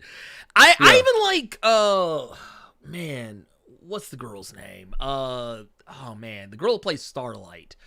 Erin Moriarty. I like her. I like what she's been good, since day one. And I like they've been given the woman who plays Kimiko, Karen Fukuhara. They've been giving her more to do this season than what she's had in previous ones. I mean, like I said, everybody, like, I don't know, man. Eric Kripke's just pulling good performances out of everybody. He's putting the right people in place. I will say though, man, I really like that you can get an actor the caliber of Giancarlo Esposito, put this man in a room with a guy who should be able to, on paper, kill him without even so much having to like think about it. And that's how good an actor Giancarlo is, that he looked Homelander in the eyes, shit all over him, and walked out the room with his life intact. That is Dean Big Brother Almighty. This is why I continue to call him Dean Big Brother Almighty, because he can do whatever he wants, and it doesn't matter. It doesn't matter. Put the man in anything. Put them all in anything. But I will say though, as far as like the show itself goes, everything they did, even the musical part, which I thought was funny considering all the recent news with Joker. Which, the way they kind of advertised it, they made it seem as though the whole episode was going to be a musical, but it was really just only like a little, I think 2 or 3 minute bit, which was hilarious, with bedpans for drums and nurses in scrubs trying to dance in a way that back in the 1920s would be considered lewd and sexual. But it was cool. It was all good. But I do wonder, because I think they've already gotten they've already announced they're getting the fourth season? Because this is so we got a 4th season coming. I don't know how much longer it's gonna go, but at this point, I don't need them comics no more. They just give me the show. Don't make any I don't want any of the boys spin-off comics. Just keep making shows. And I'm fine. It's like I told you though. I said this was another one that you could say that was better than the material that it came from, because I said this about Kick-Ass. I most definitely said this about Wanted. Say what you will about the movie not being the best, but it was miles better than it was a coherent story. It was a coherent story, which is that's the thing I always tell people about Wanted. I don't hate the movie Wanted. I just don't think it should have been called Wanted. Like, or it could be called Wanted, but don't tell me that it's an adaptation of the comic Wanted, because it kind of misrepresents what it's supposed to be. And it's like, that movie could have been anything else, because it shares very little in common with the actual comic. That's, I mean, it's I'm fine. gonna say that's a good thing though. That's a great No, thing. I'm not saying it's a bad thing. It is a good thing. It's a good thing. Sometimes departure from source material is a good thing. You can make it work. But let's see.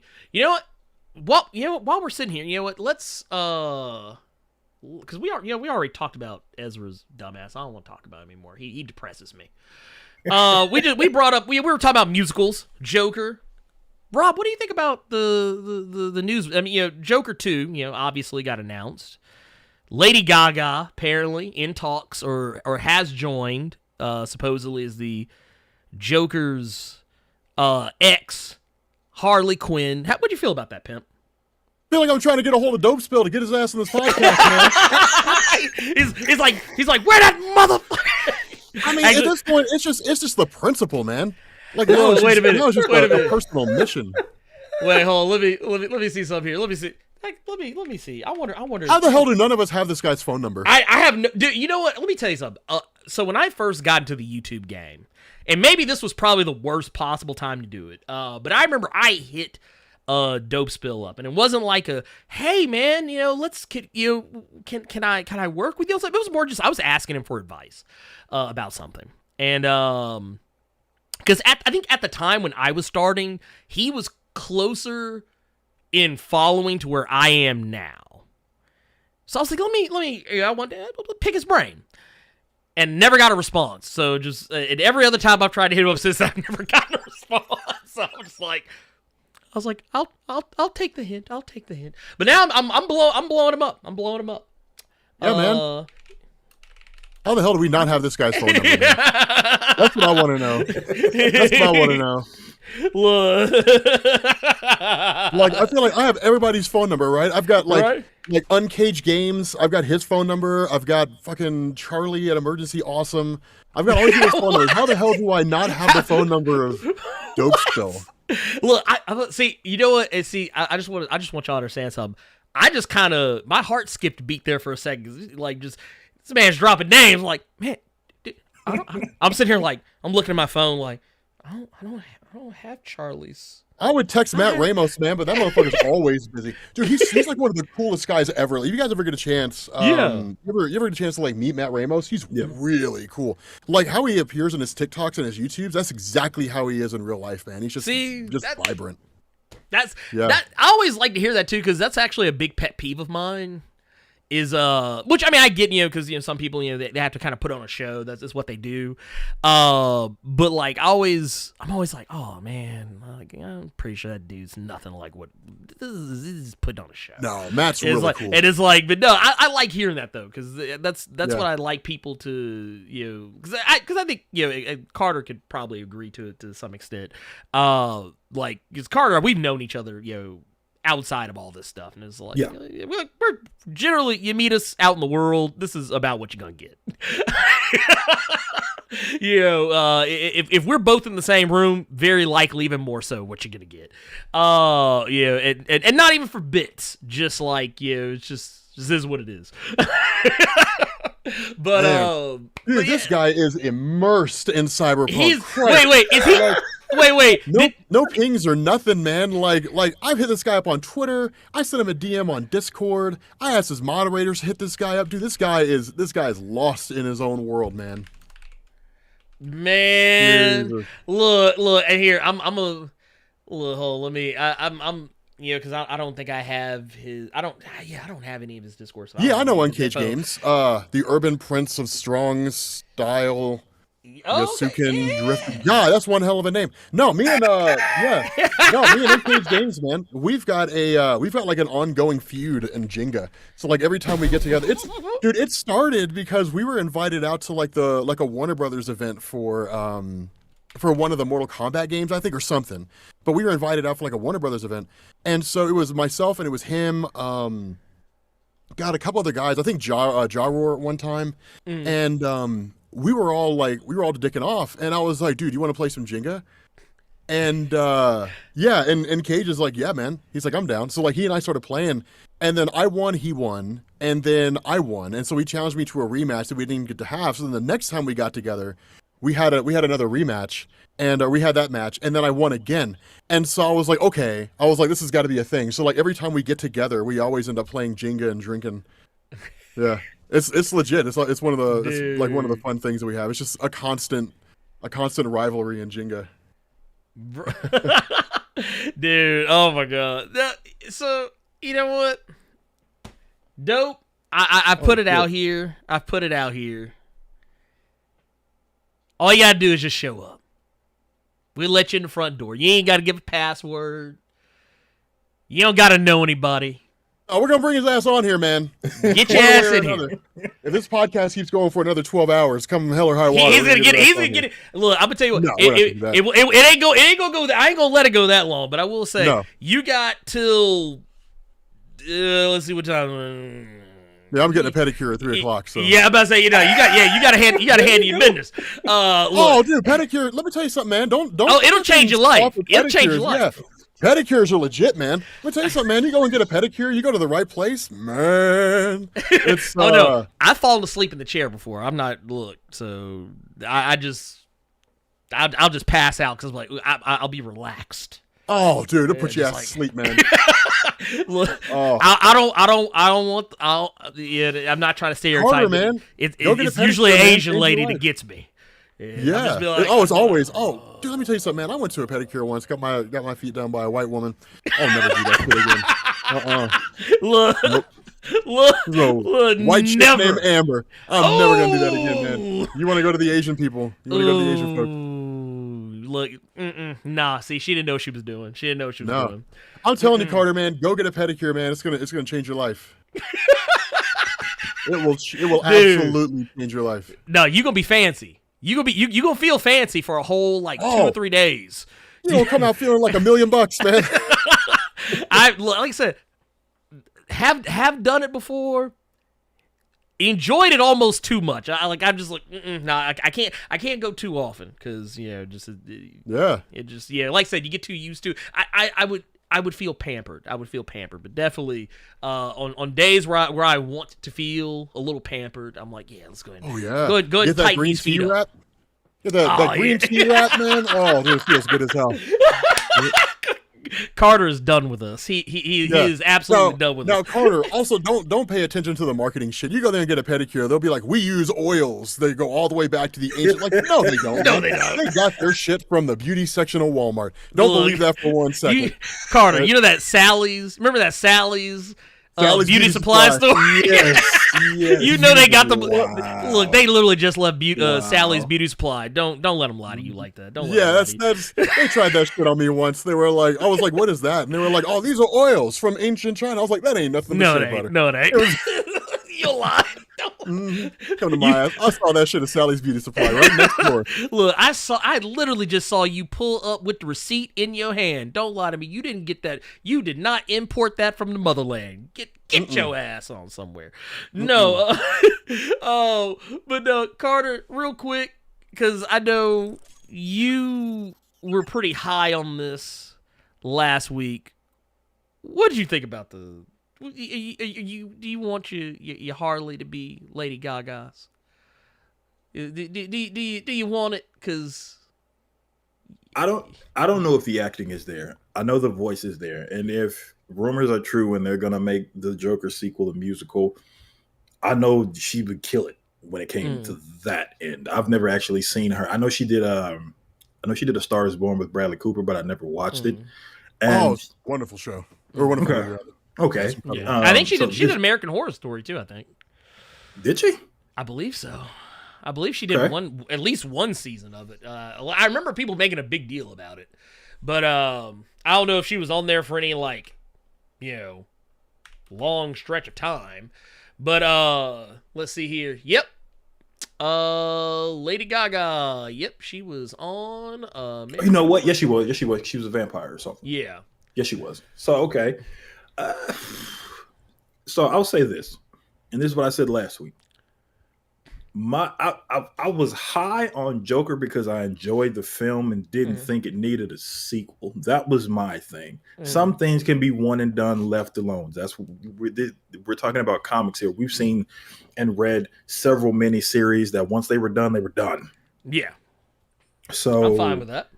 Exactly. So that was where I was. But you know what? I won't even knock this film just because I didn't think Todd Phillips could do a good Joker movie. It's like I said last week. I didn't think the dude from the Hangover trilogy that shouldn't have been a trilogy was going to make a good Joker film. And it was a solid movie.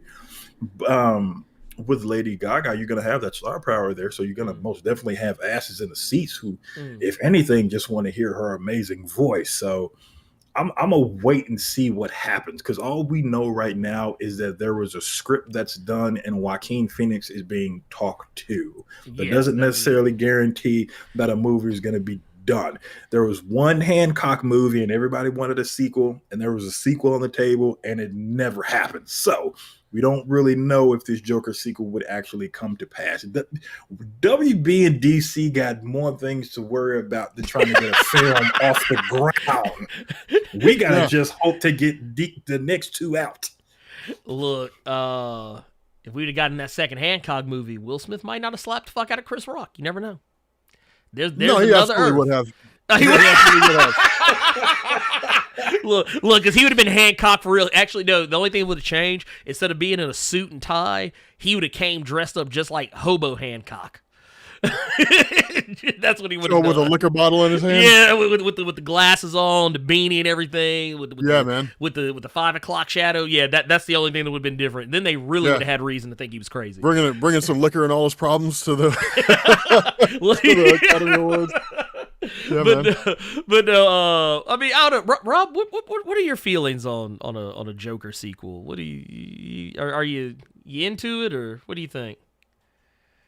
You know, I'm kind of with Carter to a degree. Some movies are better off just being one-offs, right? Because the Joker wasn't about, like, the film, when I saw it, it didn't feel so much about, and we can continue the story of the Joker. It felt more of like, here's what happens when one guy gets pushed to his limit, and then suddenly you realize everybody's pushed to their limits.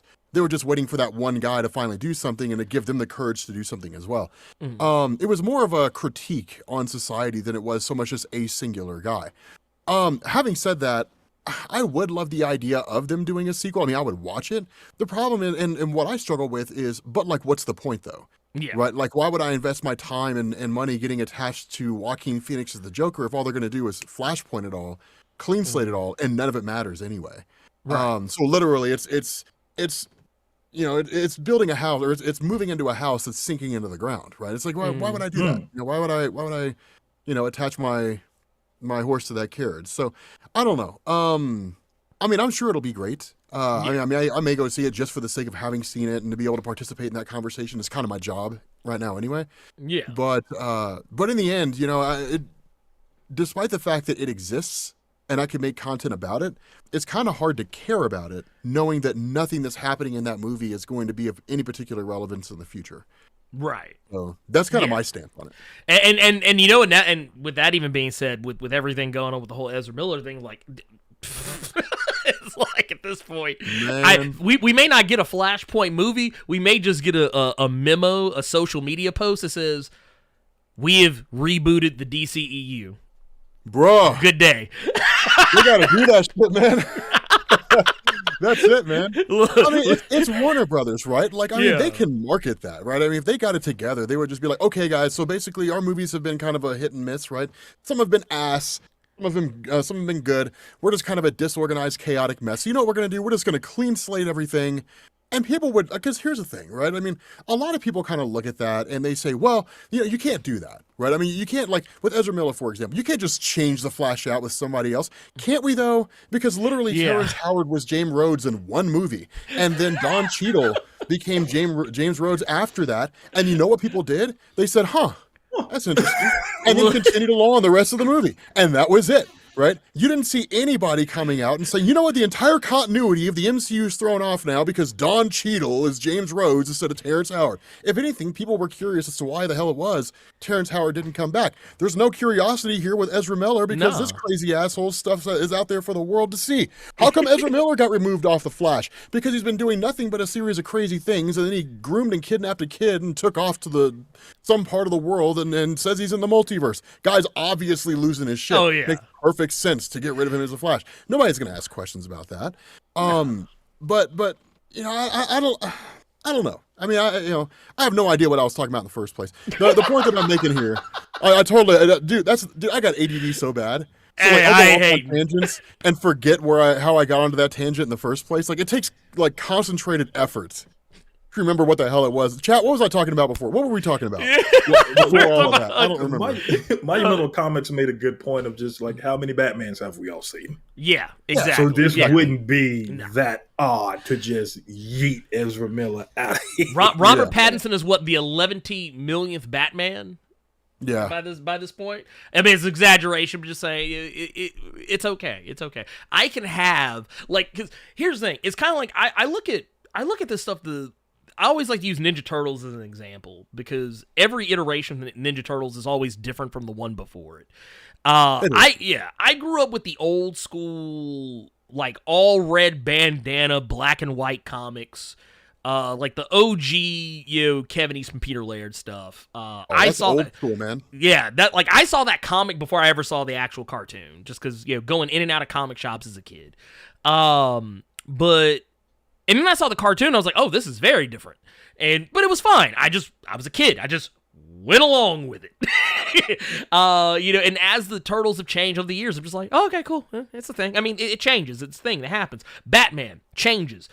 Flash changes. Hell, growing up with Flash, I still remember the old John Wesley Shipp Flash from back in the day. I used to watch that with my dad. Dude, that movie, because they had they had it was like a pilot / TV movie. Dude, I thought that shit was fucking amazing. I was like, oh my god, this is the craziest thing I've ever seen in my life. For what it was back in the day, it was mind blowing. I was like, oh my god, he's running superhumanly fast. I've never seen this on television before. It was crazy. It was crazy. And then the show just went away. And and then it took us how long to get Grant Gustin on TV, and then we get John Wesley Shipp as the dad, and eventually Jay Garrick. It's like, what is this? What is happening? Dude, my life has come full circle. It's like honestly, can we just have a Jay Garrick movie? Can we just get John Wesley Shipp? Dude, do you remember that season finale when the portal open and like Jay Garrick's hat came out? Yes! And it was like, what? Like, I remember watching that, and I was like, no way! Like, dude. Jay Garrick? And then, like, we had to wait. But it was just like, oh my god, it was so good. And then Fawn saw the hat and was scared shitless. Like, dude, it's time for me to go. That was man. But that's the thing. That's how good. That's how you do good setups. Yeah. Because we knew is like everybody saw that hat and even if you didn't know about Jay Garrick, you knew something big was gonna happen. You knew like, everybody's reaction. Like, this is.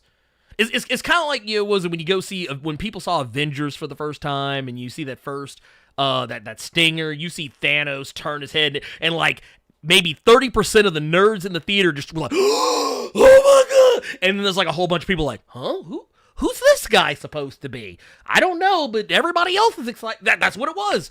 That's exactly what it was. Dude. That's at the end of Iron Man 1, I remember sitting in the theaters for that movie. And at the end of Iron Man 1, when Nick Fury appeared to Stark and said, I'm here to talk to you about the Avengers Initiative, I about jumped out of my chair in the movie theater. Oh, yeah. And I was like, holy hell, this is what we're doing? The Avengers Initiative? Like, holy shit, we're doing Avengers. Like, I was like, wow. It blew me away. I mean, honestly, I'm kind of nostalgic. Because, like, I love the MCU, right? It's always been cool. It's always been an adventure. And it's always, fun and exciting, yada, yada, yada. All the positive stuff. What I miss, man, are the small things, right? I miss like Captain America's shield appearing in the background of Iron Man, right? And people are just like, "Is that Captain America's shield?" Oh yeah, right. And I miss like the deleted opening scene for the Incredible Hulk when Edward Norton tries to off himself and like he turns into the Hulk and just unleashes this huge shockwave, and you see Captain America's body in the ice, right? It's things like that, right? Like Thor's hammer showing up in New Mexico.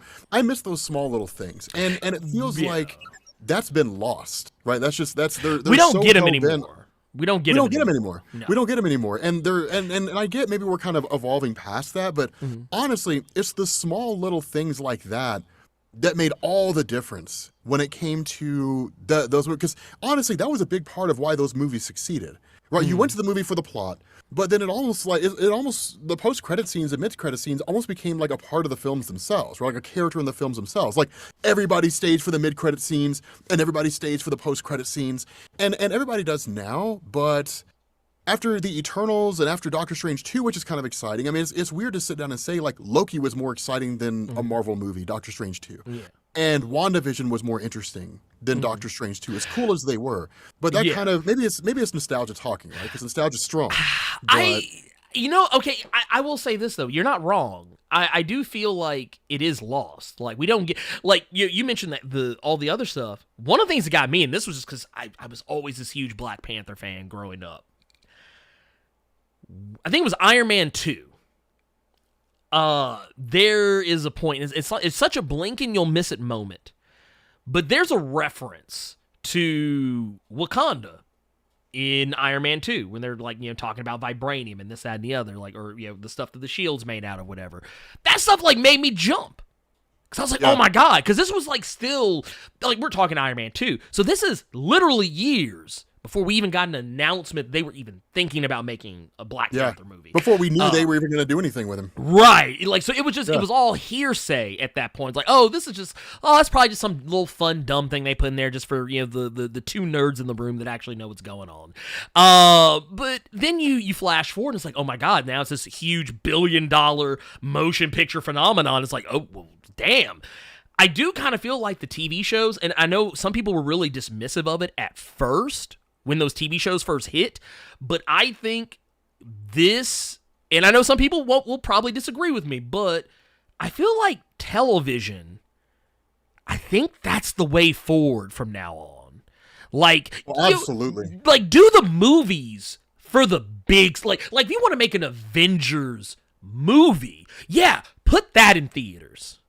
But like when you're trying to tell the story of a character, like case in point, we just had Moon Knight. Phenomenal storytelling. We got Miss Marvel right now. Yeah. Phenomenal storytelling. We've had WandaVision. We've had Loki. We've had Falcon and Winter Soldier. We've had Hawkeye. We've had all these really, really good shows. And now people are finally starting to see, like, it's kind of like how when the MCU first before it was even the MCU, but like when Marvel first started building towards the Avengers and people were still kind of like, I don't know about this whole, 5 or 6 movies building up to one movie thing. I just don't know. People kind of had the same attitude towards the Disney Plus stuff. And now I think people are starting to get to that same point where we eventually got with Avengers, where people are like, oh, I see the plan now. Well, because it was untested. Right. Right. I mean, right. Their first announcement was like, we're going to make shows about Wanda and about Loki. Yeah. And admittedly, I mean, I'll be 100% honest. Mm-hmm. Like, admittedly, I was like, why the hell would I watch a show about them? Like, same. Wanda's like completely useless. Like, all she does is screw stuff up. She's Jean Grey when Stan Lee and Jack Kirby and Roy Thomas and Arnold Drake were writing the X-Men, right? Like, she's just useless in every conceivable way. And it was like, why would I watch that? And then it's like Loki. I mean, Loki's cool, but like, I mean, what? And then you sit down and you watch the WandaVision show, and it took a couple episodes for it to get good, but you're just like, damn. Right. And then you sit down and you watch Loki and you're like, wow. And it's like, okay, like but admittedly, like, what did you have to compare it to?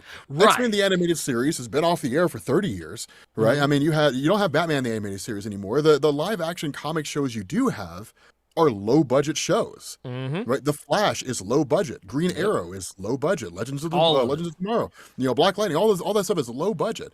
And so you look at that and it's like, is that what I'm expecting? They're going to give me like a low budget, like Wanda show, and then instead, like, they put some money behind it.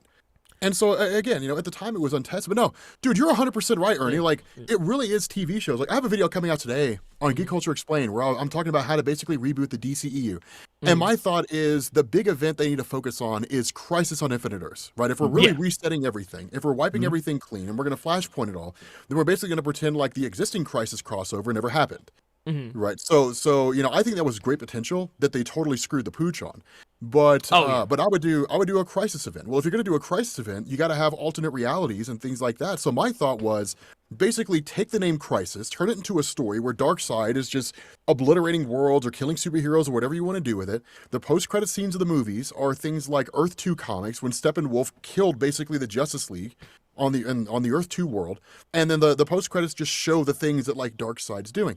Then you launch a TV show, and the TV line is just a series of one-offs, right? So literally one episode is the origin of Superboy Prime, and another episode is an origin of Superman Red Sun, right, or of Batman or something like that. But the TV show serves as a series of half an hour to 1 hour episodes that basically just give you the stories of all the characters that are going to appear and Crisis on Infinite Earths, so that you don't have to worry about trying to establish the origin of Superboy Prime in a movie. You have an entire TV line for that. And that's literally what it is. I mean, we've been reading comics for years, right? So if movies are, Civil War issues 1 through 7, what's a TV show? Exactly. Tie-ins. That's all it is. It's just tie-in stuff. Is it absolutely necessary? No, but it certainly helps. Yeah. It makes things incredibly easy.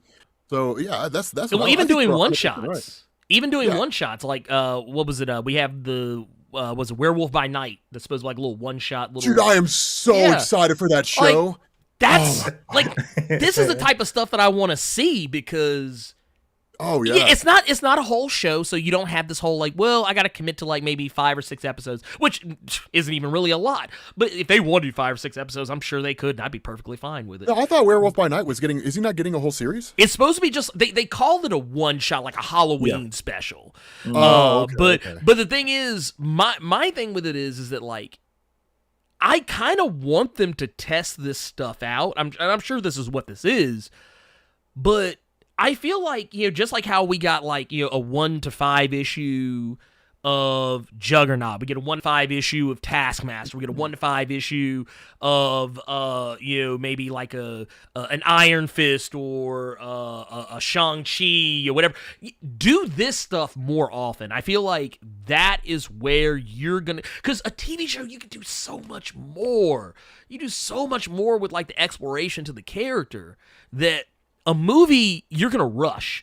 It's kind of like that, probably the only, probably one of my biggest criticisms of Shang-Chi and the Legend of the Ten Rings is, I feel like, I kind of wish they would have delved more into, what was going on with, Wenwu and, which would have spent just a little bit more time maybe kind of fleshing that out and the relation, the back and forth relationship between, himself and Shang-Chi, and then maybe the relationship between him and his sister and so on and so forth, and then, and then maybe it would have made all that come together just a little bit better. But I even felt like, and Carter and I talked about this before, with Eternals. I actually felt Eternals probably could have been a better TV show than a movie, because it would have been a much better show than a movie. You have a movie where you have literally 10 different characters that you have to get to know, and you're only really spending a lion's share of the time with maybe 2 or 3 of them, and so there's other characters going to fall by the wayside. But the TV show, you can be okay, we'll spend an episode on maybe these 2 characters, another episode we do these 2 characters, and so on and so forth, just kind of pin it back and forth.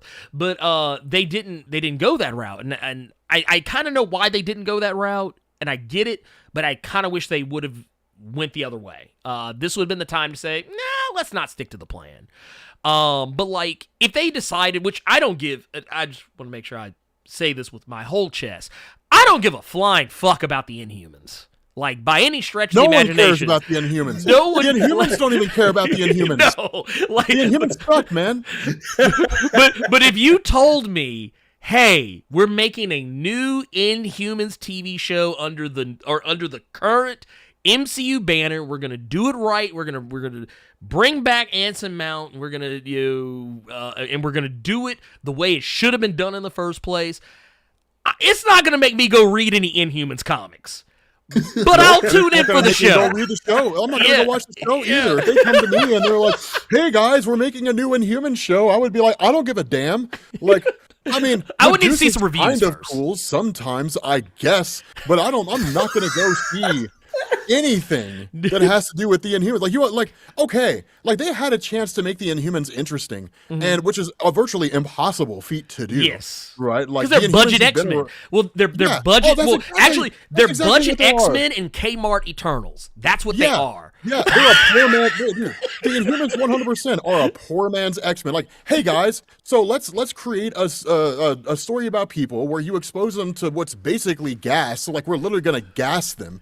And then they basically develop powers. Whatever, man. I really don't care. So, I mean, we got Black Bolt in Doctor Strange 2, and you know what happened? He was Black Bolt exactly as he is in the comics. He sucks. He was there for 5 minutes and died. That's Black Bolt. Summed up. People are always like, "Oh no, Black Bolt's so interesting." Is he though? When has Black Bolt ever been hit? When has anybody ever said, "You know what I want? I want a Black Bolt solo series"? No one said that. No one has put it at the top. There's no one writing to Santa Claus, golly gee, Santa Claus, what I really love for Christmas is a Black Bolt comic. Nobody said that. No one's ever said that, and nobody ever will say that. I mean, they made one, and it was, okay, fine. That solo comic was kind of cool. But beyond that, right? Like, it was I. It was I. It was cool. I gotta give it its credit. But besides that, Black Bolt's there's never been an interest. Like, I said this in a YouTube video once. There has never been a time in the history of Marvel Comics when Galactus is showing up to Earth to consume it, or Thanos has the Infinity Gauntlet and he's attacking the world, and like the X-Men and the Avengers and the Fantastic Four are just getting absolutely shit on, right? And it seems like the end is nigh. But then the clouds part, and a ray of sunshine comes down.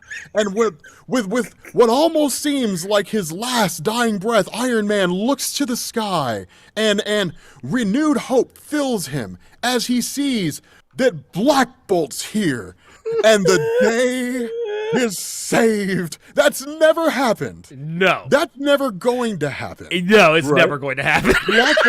Black Bolt is a garbage-ass character. He was a garbage-ass character when he first showed up, and he'll be a garbage-ass character when they get rid of him. Like, Black Bolt's never been interesting to anybody, anywhere, in any real capacity, right? Like, his I said this in a YouTube video, man, his power is not his quasi-sonic scream. His power is getting bent over the table and getting his cheeks clapped. That's Black Bolt's power. That's Black Bolt's power. His power is getting shit on. That's exactly what Black Bolt's power is. I'm sorry, Black Bolt fans, right? Black Bolt fans who are watching this live stream, the 4 of you. Like, I'm sorry, guys. But no, Black Bolt is not, he's not interesting. He's not interesting. Ever. No. He's not interesting at all. I'm sorry. Oh, God. I'm dead. Yeah. I mean, look, I just want to go ahead and say right now that you're not wrong. Black Bolt. I'm absolutely not wrong. You're not wrong. Right. You're 1,000%. You are 1,000%. I am absolutely right, Ernie. Oh, man. I just want to say he is 1,000% correct. He said I often say tell the truth and shame the devil, and the devil is mighty shamed right now. But I will. You know what? It's fun. Okay, so you know what? Let's keep it in the same spear. Let's switch gears right quick. But I do before we do so because I want to talk about this Wonder Man thing. I want to talk about this Wonder Man thing. Yeah, Wonder. Okay, yeah, you guys know more about that than I do. What's going on with Wonder Man? So the word hit the street that Wonder Man, for those, I guess, yeah, for a little background, for those who are not familiar with the character Wonder Man, this is a guy that I don't know if it was Marvel's direct or express intention to, I guess, crib off of the success of Wonder Woman in DC Comics. But basically, this was a character they made that, because you have Wonder Woman, so Marvel decided they were going to make Wonder Man. And it was a hot mess. Anyway, what was it? Is it Simon Williams? I think this is his actual whatever. Simon Williams. Yeah. That's his Christian name. That's Simon God-given name. His God-given name. His Christian name, Simon Williams. Basically, he is he has the generic what I like to call the superhero generic power grab bag. The guy can fly, he's got super strength, invulnerability, durability, all that shit, stamina, agility, speed, reflexes, blah, blah, blah, blah, blah, blah, blah. Guy is mostly known for being a stalwart member of the Avengers, the West Coast Avengers, so on and so forth. And his big claim to fame, at least to me, was that he was a Hollywood actor. He was one of the few Marvel heroes who had a side gig that was an actual gig you could have in real life that was actually obtainable. But what they did is they are now saying that Wonder Man is very likely getting a Disney Plus show, and that and oddly enough, we were just talking about this. Destin Daniel Cretton, who did Shang-Chi and the Legend of the Ten Rings, If I'm not mistaken, he is supposed to be producing this, and I believe they got one of the guys, I think it was Andrew Guess, who does Brooklyn Nine-Nine and Hawkeye, who are going to be the executive producing and will also be the head writer on the show. We don't really know anything beyond that. Now, I will say there is. Okay, the only hope I have for this, only hope I have for this, because just like how you were saying, like, there's like probably 4 Black Bolt fans in this chat right now. There's probably like 1.5 Wonder Man fans in this chat. The half being someone who is wavering right now whether or not they should admit that they are a fan of Wonder Man. They're like, ooh, man, should I say it out loud? I don't want to be chastised. Yeah. I don't want to get Nobody the wants look. to be that guy. Yeah. It's like, wait, like who's your favorite Avenger? Wonder Man. Wonder Man? Who the Wonder fuck Man! is that? Like, Wonder Man! Like, I feel like Soldier Boy, like, actual Soldier Boy will show up and be like, Wonder Man! Yeah.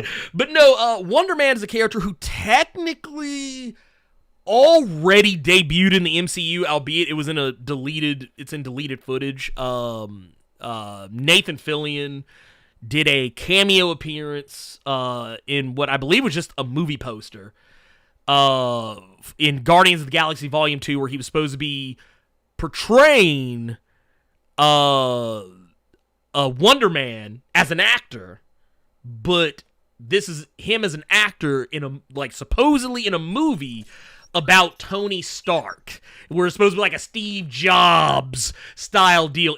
This never saw the light of day. It never made it to the finished product.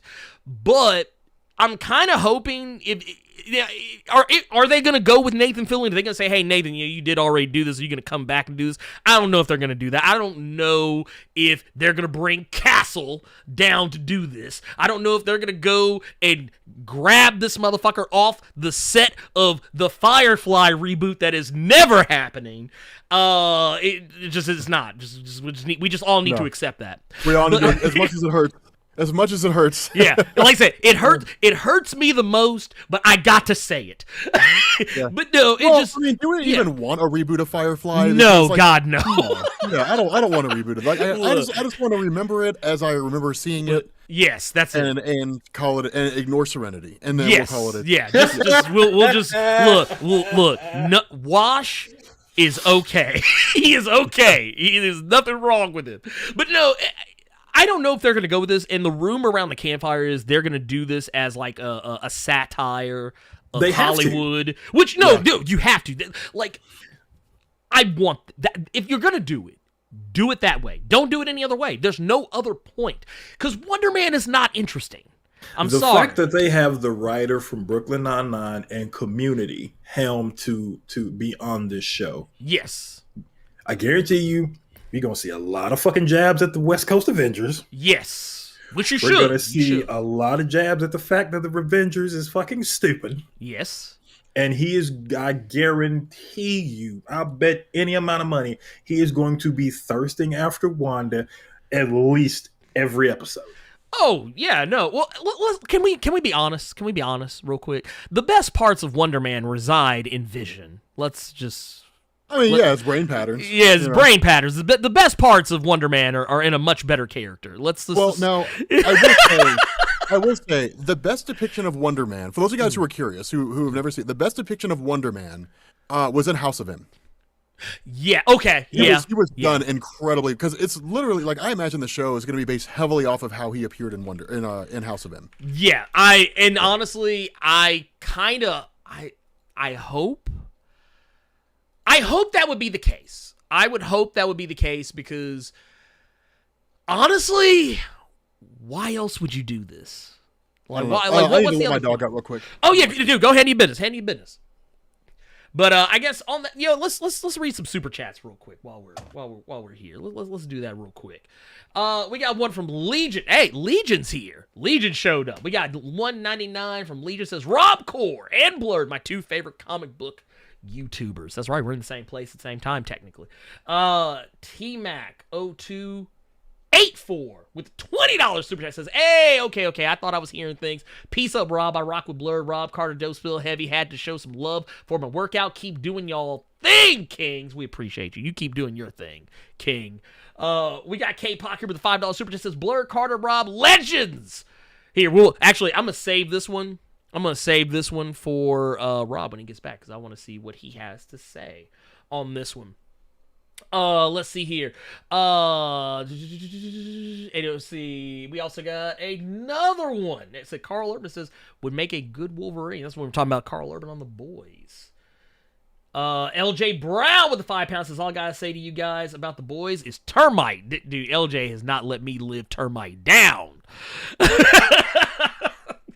We also had another from Legion says 499 says, do you think if the boys added a character that borrowed other people's powers like how Rogue does, or that one character in Heroes? Carter, I don't know. Would you want to see that? Say that one more time. So basically, like asking if they, what if they added a character to the boys who basically had powers like Rogue, where they could steal other people's powers and use them? Like, how would you feel about something like that? Eh. I like what they're doing right now. Just Yeah. going from the source material and putting their own little twist on it. I don't know if we just need a Rogue out in these streets. Yeah. I don't want to see an Anapac one anytime soon. Well, honestly, I will say this. We already got a character who seems already able to nullify people's powers. I think that's as close as I want to get to that. Hold on, what are you talking about? Oh, so we had a super chat here. Legion asked us, what would we think if they had a character on the boys who borrowed people's powers, like Rogue? It looks like that's what Soldier Boy does. He takes their powers away. Yeah, that's what I was saying. Like I was thinking, like, we already got a character who could basically nullify powers.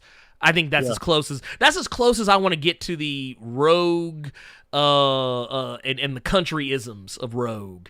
That's as close as I want to get right now. Yes, just for now. Nobody except me with the $5 super chat says, let me tell you something. I need some post-Hickman X-Men talk before we close this out. Love y'all, bruh. Happy to be black. Post-Hickman. God, Hickman's X-Men run. Dude. Jesus. Yeah, dead. Whoo! You know what? And it's funny, too, because someone else asked, and I believe it might have been Legion who asked us earlier too, asked about what are our favorite X-Men Justice League stories, and which one would we write if we had the chance to. But yeah, post Hickman, Rob, what are you? Oh man, what you think? I have thoughts, but I want to let you share first. I'm a little on the fence about it. So when I went to San Diego Comic-Con, 2019, I think, I met I was waiting in line to see Hickman. Mm-hmm. And I asked him, I was like, so, because this is right before, maybe a few months before House of X, House of Powers of X launched. And I was like, so what's this, what is this going to be? Is this going to be like your Avengers, the New Avengers run, where it's like a finite run, or how's all this going to work? And he said, honestly, he was like, if it doesn't go as well as I'd hope, we'll do it for about 3 years. And he's like, if it goes as well as I would like, he was like, I'd like to be the next Chris Claremont. And so it was like, damn, writing it for 17 years, that'd be crazy. Which, honestly, I mean, if you're Hickman, just being able to write a singular comic for years and years and years is kind of the gig you're shooting for. As opposed to just being, because he was doing an interview where he was like, Marvel usually comes to me as the big event writer, right? I don't usually write small, singular things. Right.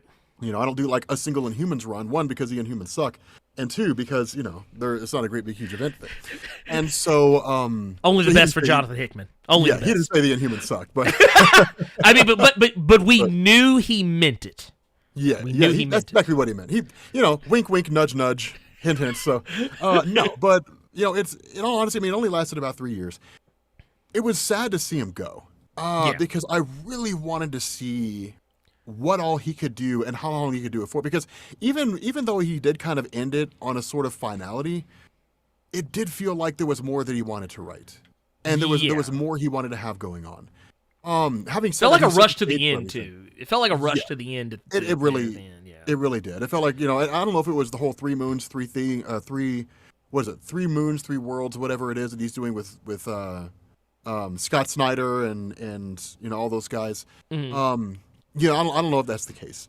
But whatever it is, if it was Marvel editorial, what have you, the ending, the whole Inferno storyline did just kind of feel rushed a little bit. I'm currently I think the first volume finished, so I need to read that. I finished like 6 months ago. I need to get on that and read that whole thing. Yeah. I've been a little hesitant, because I'm a little uncertain about exactly how they're going to handle it. Because Hickman set the building blocks for it all, but the last thing I want to see, and you guys have seen writers do this all the time. Some writer does something landmark, and then another writer comes along and just undoes it all. Yep.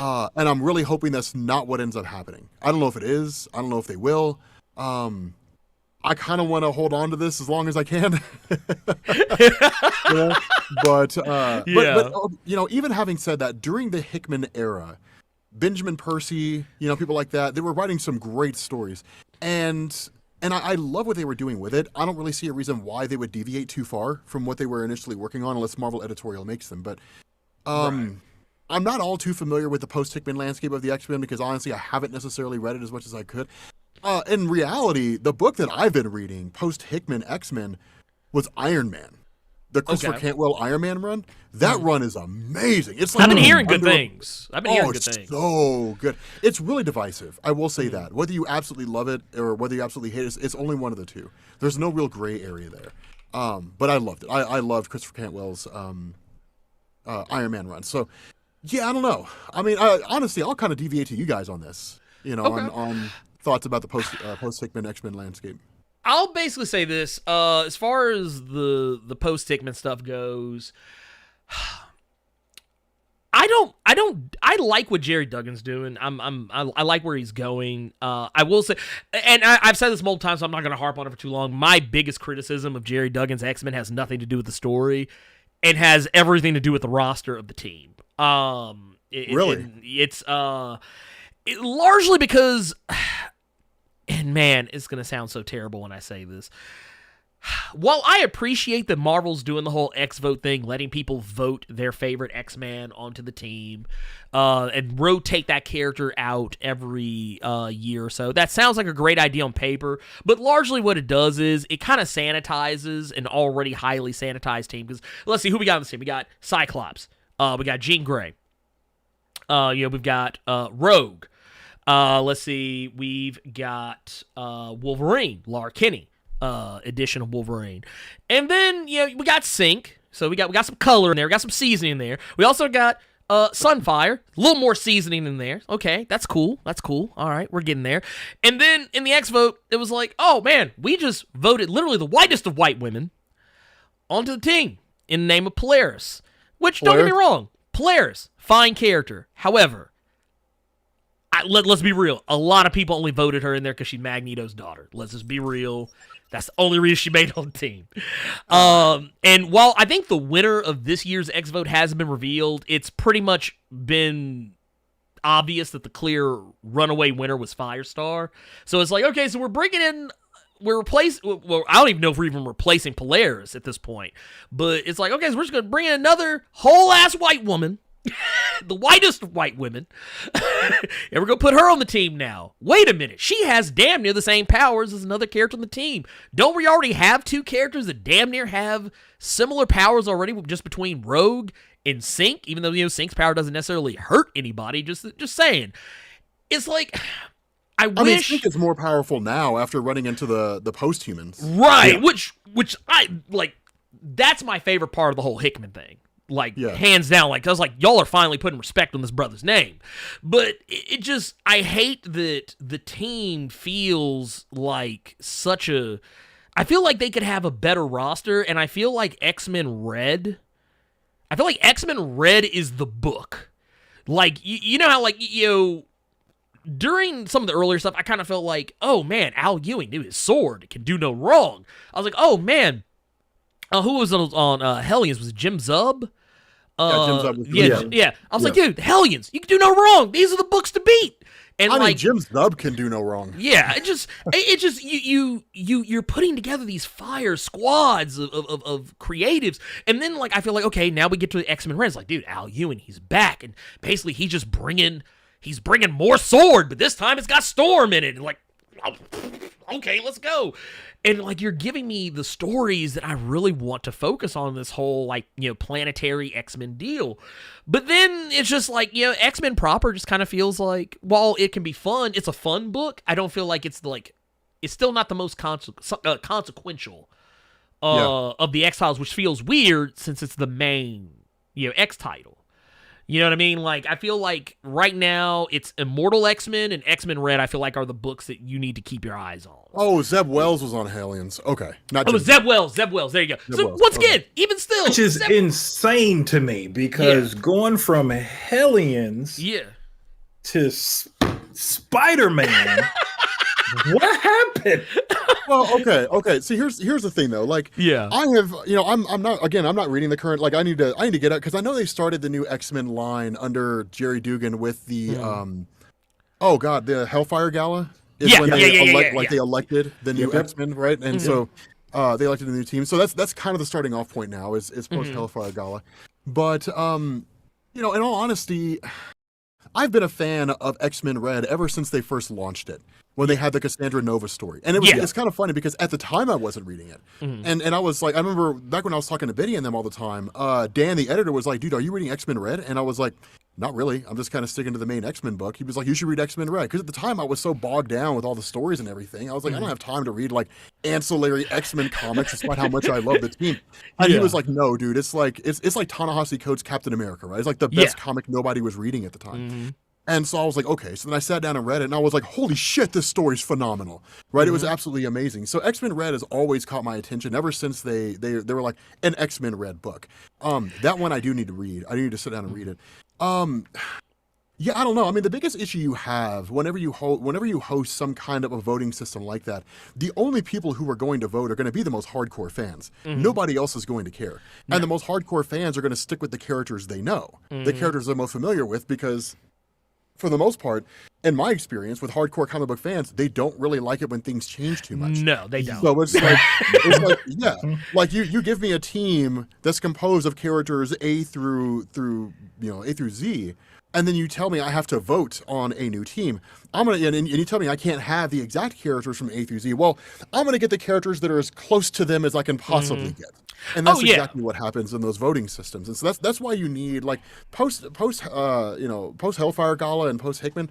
I understand what they were going for. What you needed was like a Lin Wine type situation. Yes. Where they're just like, new team and no questions asked, and that's it, right? And then you literally just you totally shift up the roster, because there's a lot of characters out there that are mutants and whatnot that would make a great team, right? I mean, I would borrow, like, just off the top of my head, if I really wanted to shift things up, I would probably take Silver Samurai and Sunfire from Big Hero 6, throw them on the X-Men in some way. The Hickman roster already had a pretty badass roster in the sense that you had Exodus, right? Exodus was part of the inner circle, or the Quiet Council. Yep. And I would have thrown Exodus on there. Maybe grabbed a couple other people, just names that you wouldn't normally see being part of an official X-Men roster. I would have grabbed them, because that would have been eye-catching. I mean, imagine, like, you get Jerry Dugan's X-Men #1, and it's Exodus, and it's Sunfire, and it is, I mean, maybe I would keep Rogue just for good measure, right? But you drop the regulars, right? You drop Nightcrawler, you drop all of those, right? You bring in Sync. We don't need the regular people we've seen in like a million X titles. Yeah, since like 1975 with Giant Size X-Men #1, and the roster changes like kind of a little bit sometimes. Like we don't need that, right? No. I mean, they tried that in the 90s when you got X-Men Blue and X-Men Gold, which is a genius concept, and that's why they split the X-Men into colored-based teams now, where you have red and gold and blue and yada yada yada, and all new, all different, and all that. And so, I get why they do all that stuff, but yeah, I would want to see an X-Men roster that's completely different from virtually any roster that we've seen before. Like that to me 100%. would be interesting and stand out. 100%, 100,000%. Yeah, exactly. Like the elites, like Exodus on an X-Men team. Wow, that's nasty. It is. He's like a ridiculously OP telepath and telekinetic. I mean, to the point that like he's been able to rival Jean Grey. Right, so the guy's ridiculously powerful, but I mean, literally, all he does is just sit on the Quiet Council and do some stuff sometimes. Yeah, and like that's it. That's it. He does virtually nothing. No. So was it Monumental Comics hit was with the $10 super chat, says just because my folks got together on Juneteenth. Robbie says I see you out here in Colorado. I appreciate it, man. Yeah. We also got one from CT Cook with the $5 super chat, says I feel like Disney Plus shows need to build out a TV universe. Any ideas on how to connect all those shows and more of the we don't need to say Finn Jones. He's fine. He's okay. He's been saved. Yeah, he's been saved. They saved him. They have saved him from returning his Iron Fist. That's what they saved him from. They saved him from the criticism he would receive. No redemption. Yeah, he would have. Yeah, I'm glad they're not bringing him back as Iron Fist, are they? No. At least, I'll put it like this. Kevin Feige said it in the nicest of ways. When they acquired all that Catalog. Netflix stuff, that catalog, he basically said, yeah, we really love characters like Daredevil and Jessica Jones and Luke Cage. We're really happy to have these characters back in Punisher. They're like, Iron Fist. Iron Fist was never brought up. Okay, but see, here's the irony of it, right? Like, if he was like 20 years younger, you know, the person that I would pick to play Danny Rand, he would have to they'd have to beef up his acting skills a little bit. I would have picked Daniel Bernhardt. Okay. I would have. All right. Look, do you know who Daniel Bernhardt is? Yes. Yeah, the old Bloodsport movies. Like, I would have picked him. Right, he'd have to beef up his act, but the guy's a legit martial artist. He wouldn't have looked like. I mean, the problem with Finn Jones, man, is the guy looked like he learned karate at the YMCA, right? And then they threw his ass in the show, and it's just like, this is kind of bad. Like, he literally just got out of the showers at the YMCA. Like, Yeah, he just I did mean, 3 laps around the pool. They 100% picked him because of the name draw. Yeah. Right, that's 100%, and that's. I mean, you can't necessarily, not with a character like that. No, you cannot. No, it just I just. And to even to put the finer point on it too, building down a TV universe, they kind of already done that. Like, the TV universe is there because it's a part of the MCU. This isn't like with Netflix where they was like, oh man, hey, I got the video of the big green guy. Why don't you just say Hulk? Or, oh man, remember that? Yeah, the event. Oh my god, they got on my fucking nerve. Yeah. The event. I don't know which one. You know, the one we can't talk about because we're not actually connected. Even though we say we're connected, we're not really connected. Yeah, dude, that was that whole bullshit pissing contest between Feige and Jeff Loeb. Yeah, like, Jeff Loeb was pissed off because he couldn't be the one to run the Marvel movies, so he's like, well, I'll run the Marvel TV shows, but, Kevin Feige can just go sit on a dick and spin, and I'll just do this thing over here, and we'll just, our content's going to be better. And people were like, no, it's not either. Like, you're not winning. Like, I don't know what you think is going on, Jeff Loeb, but you're not winning in this race. Not even close. Not even close, man. Like, it's... Hey, we got somebody here that is a part of the Ain't Shit Squad right here. Bryce Miles Jr. with the $10 super chat says, haha, Rob took it all the way there. Black Bolt ain't shit. Yeah, no. But it's true though. I mean, it's true. That's true. That's why they canned Jeff Loeb at the end of it all, man. Because it's one of he just couldn't seem to wrap his head around the idea that just because you're beating the guy in last place does not mean you're in first place. No, right? So no. It's an important distinction to be able to understand that, and so it's. It's like, okay, Carter. But yeah, he turned off his camera. Yeah, you broke Carter. You just broke. Yeah, you just Carter broke turned Carter. off his camera. Yeah, you broke it. But no, I'm just saying. It's man. true like, though. It is. It's it true. is absolutely true. Now here's my question. Here's a question I would ask you guys, right? And this is the question for the chat too. So, say for example, they found some way to undo it. Oh, okay. Would you want to see them bring back Zebediah Kilgrave? Because I feel like the way they handled him in the show was great. Yeah. Killing him off was a terrible decision. Oh no, it was a horrible idea. Absolutely. Horrible. I think you can bring him back. With Cottonmouth. I've said the same thing with Cottonmouth. Oh, but Cottonmouth with him, good, but with him, Because becoming Blade and stuff like that, it's just, Yeah. Well, it messed up with Luke Cage was an entirely messed up scenario too because I get it. I know scheduling conflicts was an issue because that was the same thing that happened with the actor who played Ben Urich in Daredevil. It's like, I get it, but man, just go ahead and just try and make it happen. Like, you don't have to kill a character off because there's a schedule conflict. Just write them off the show temporarily. And I feel like that's what they should have done with Cottonmouth because That's what everybody does. Yeah, when Cottonmouth dies. And then, Diamondback comes in. And don't get me wrong, I think the character of Diamondback would have worked better if we just would have had him from the jump and they didn't try and do that whole, oh, this is my secret brother, blah, blah, blah, blah, blah, thing, whatever. If they wouldn't have leaned into that, maybe it could have worked better, but I feel like I would have saved Diamondback for later or something. Let Cottonmouth... because the thing that was cool about Cottonmouth was that he wasn't effective against taking down Luke Cage. It was like he kept messing up.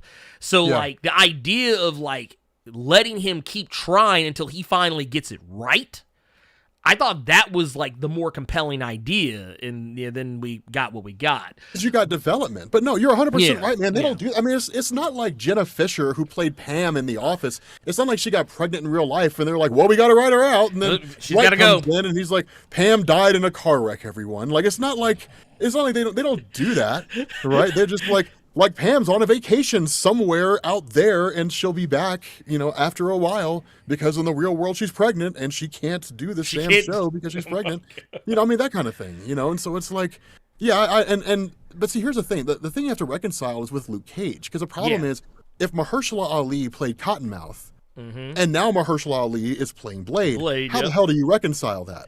Right. Because Like- it's not as though Don Cheadle was playing James Rhodes in Iron Man 1, and then they shifted him over to playing Black Panther, and they're like, well, man, it's just that's the thing. I mean, now, literally, people are just going to be like, well, I mean, now there's going to be all these conspiracies running around saying, actually, Cottonmouth was a vampire. He was Blade, and he was pretending because he didn't know what was going on with Luke Cage, and it's going to be these crazy-ass conspiracies and things like that. So the only way to reconcile that is to just wipe it clean, man. Just say, look, wipe the slate clean. Yeah, wipe the slate clean and just say, you know what, we're going to restart all over again. And I know some people would be kind of pissed off about that, but they'll get over it. Yeah. They'll be fine. Oh. And call They it got a no day. choice. Yeah. It just This is is what still it is. Marvel at the end of the day, and they Yeah. are going to Yeah. pay for their ticket. They're going to pay for the Disney Plus subscription. They're going to absorb. You may not watch it on day one, but you're gonna see that motherfucker eventually. You go fuck around and catch it on FX.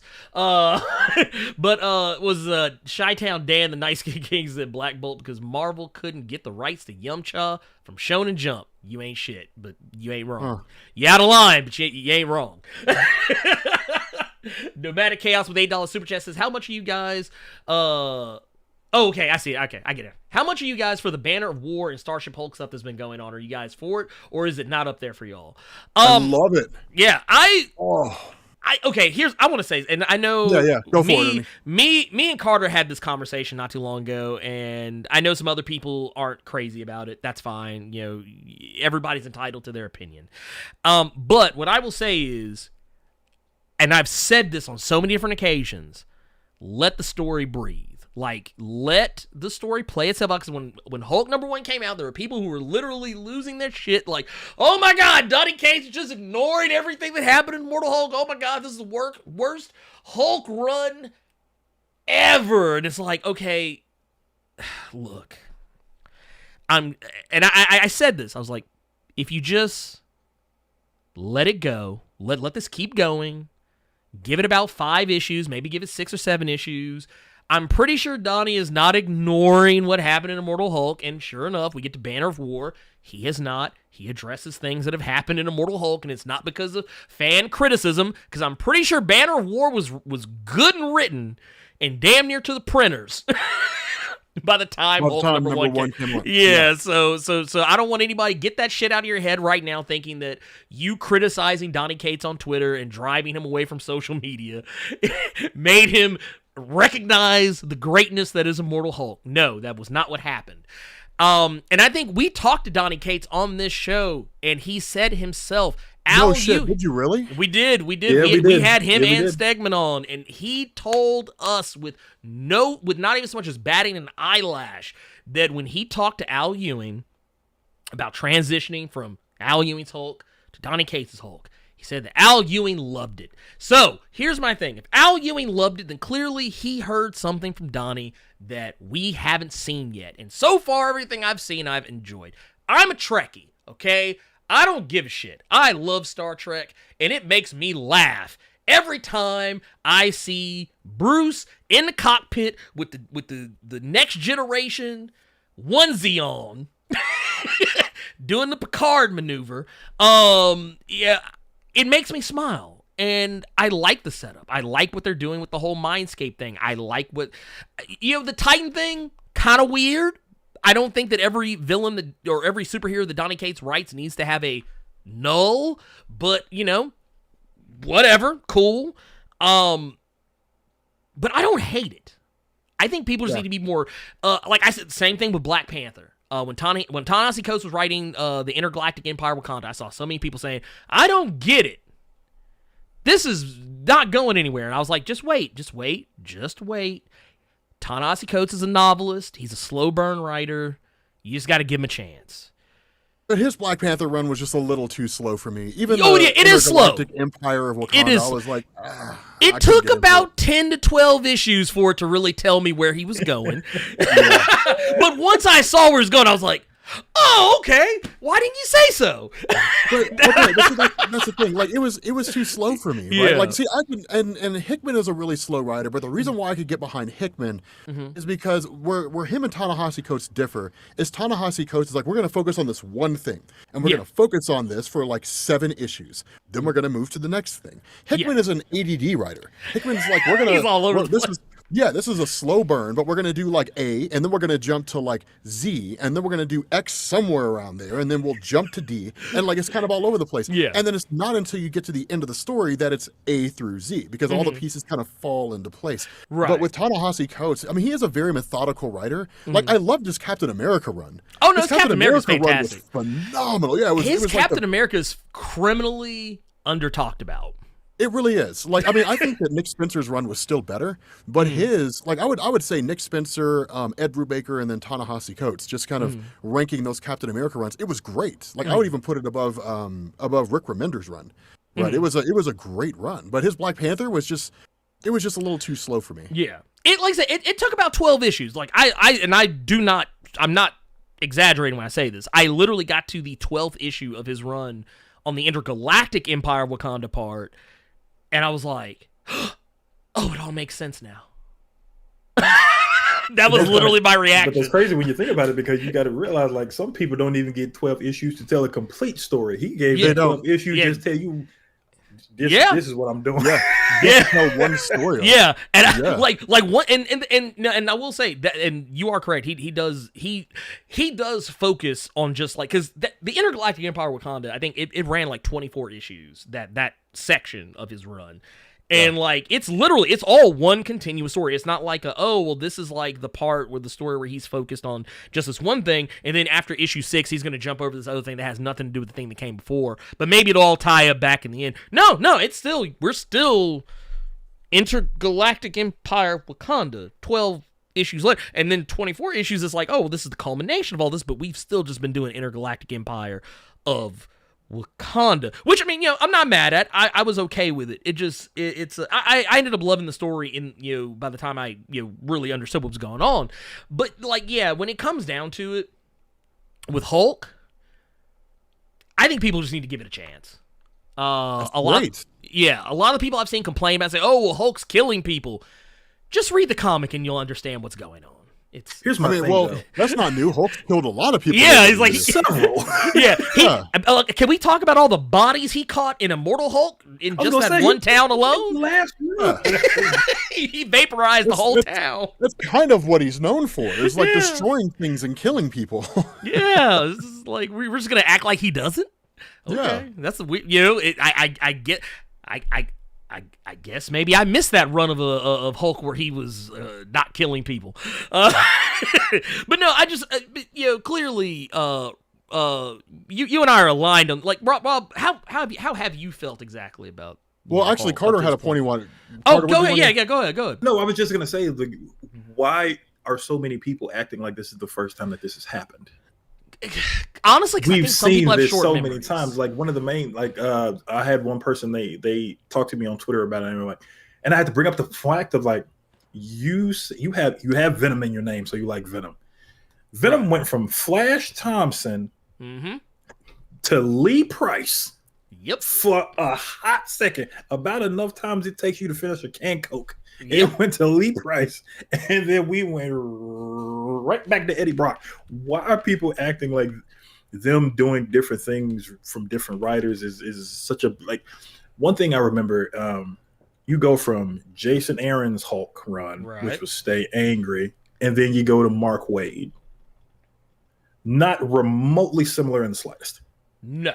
Literally, Dr. Doom gives him a new body. Like, I mean, they're total. Like, I mean, that is a very valid point, actually. Like, when Greg Pak's run ended with Heart of the Monster, like, you're just going, you going to Jason Aaron's run after that? Yep. And there's virtually no reference to Heart of the Monster. Nope. or anything that Greg Pak had done. I mean, there is to a degree, just because you kind of have to. It's unavoidable. But no, here's the thing. When it comes to comics, I trust Donny Cates. Before I had read anything that he had done, to me, he was an untested writer. He had a following, but to me, he was an untested writer. I didn't know who he was. I hadn't read anything that he'd done. So, when they say, well, here's Donny Cates and he's writing Venom, I'm like, well, one, who the hell is Donny Cates and why the hell is he writing Venom? And I was like, okay, well, we'll just see what happens, whatever. Within 6 issues, boom, I was hooked. And I was like, okay. And then by the time Donny Cates' Venom run ended, I was like, this guy knows what the hell he's doing. Yeah. So I mean, honestly, it wasn't even that long. It was probably the 2nd or 3rd arc. And I was like, okay. So when they say, like, Donny Cates is going to take over for the Incredible Hulk after Al Ewing, I never had any doubt that his story was going to be good. But Donny Cates is one of those writers where he is kind of slow, where, like, it's going to take 3 issues for some interesting things to happen. It's not going to take him 12. But if you're a person... It took 3 for Venom to fall. All right, fine. If you want to be a dick about it. I mean, no. I just always joke. I just always like joke about it because I was like, Venom fell for 3 issues. It did. I'm not gonna lie. I mean, okay, it took him a while. Okay, Venom was falling to his death spiritually for 3 issues, and then he got the Enigma Force, and even then, they still didn't tell us what it was. That's one thing that I loved. Like people ask me even now, like, what's the Enigma Force? I'm like, the best time for them to have told us was at the end of the King in Black when Eddie Brock gets it. And then like Reed Richards is like, finally we understand the Enigma Force. It's like, so what is it, Reed? Do we? It's light. And it's like, well, what the fuck does that mean, Reed? It's light? Like, how does that answer anything?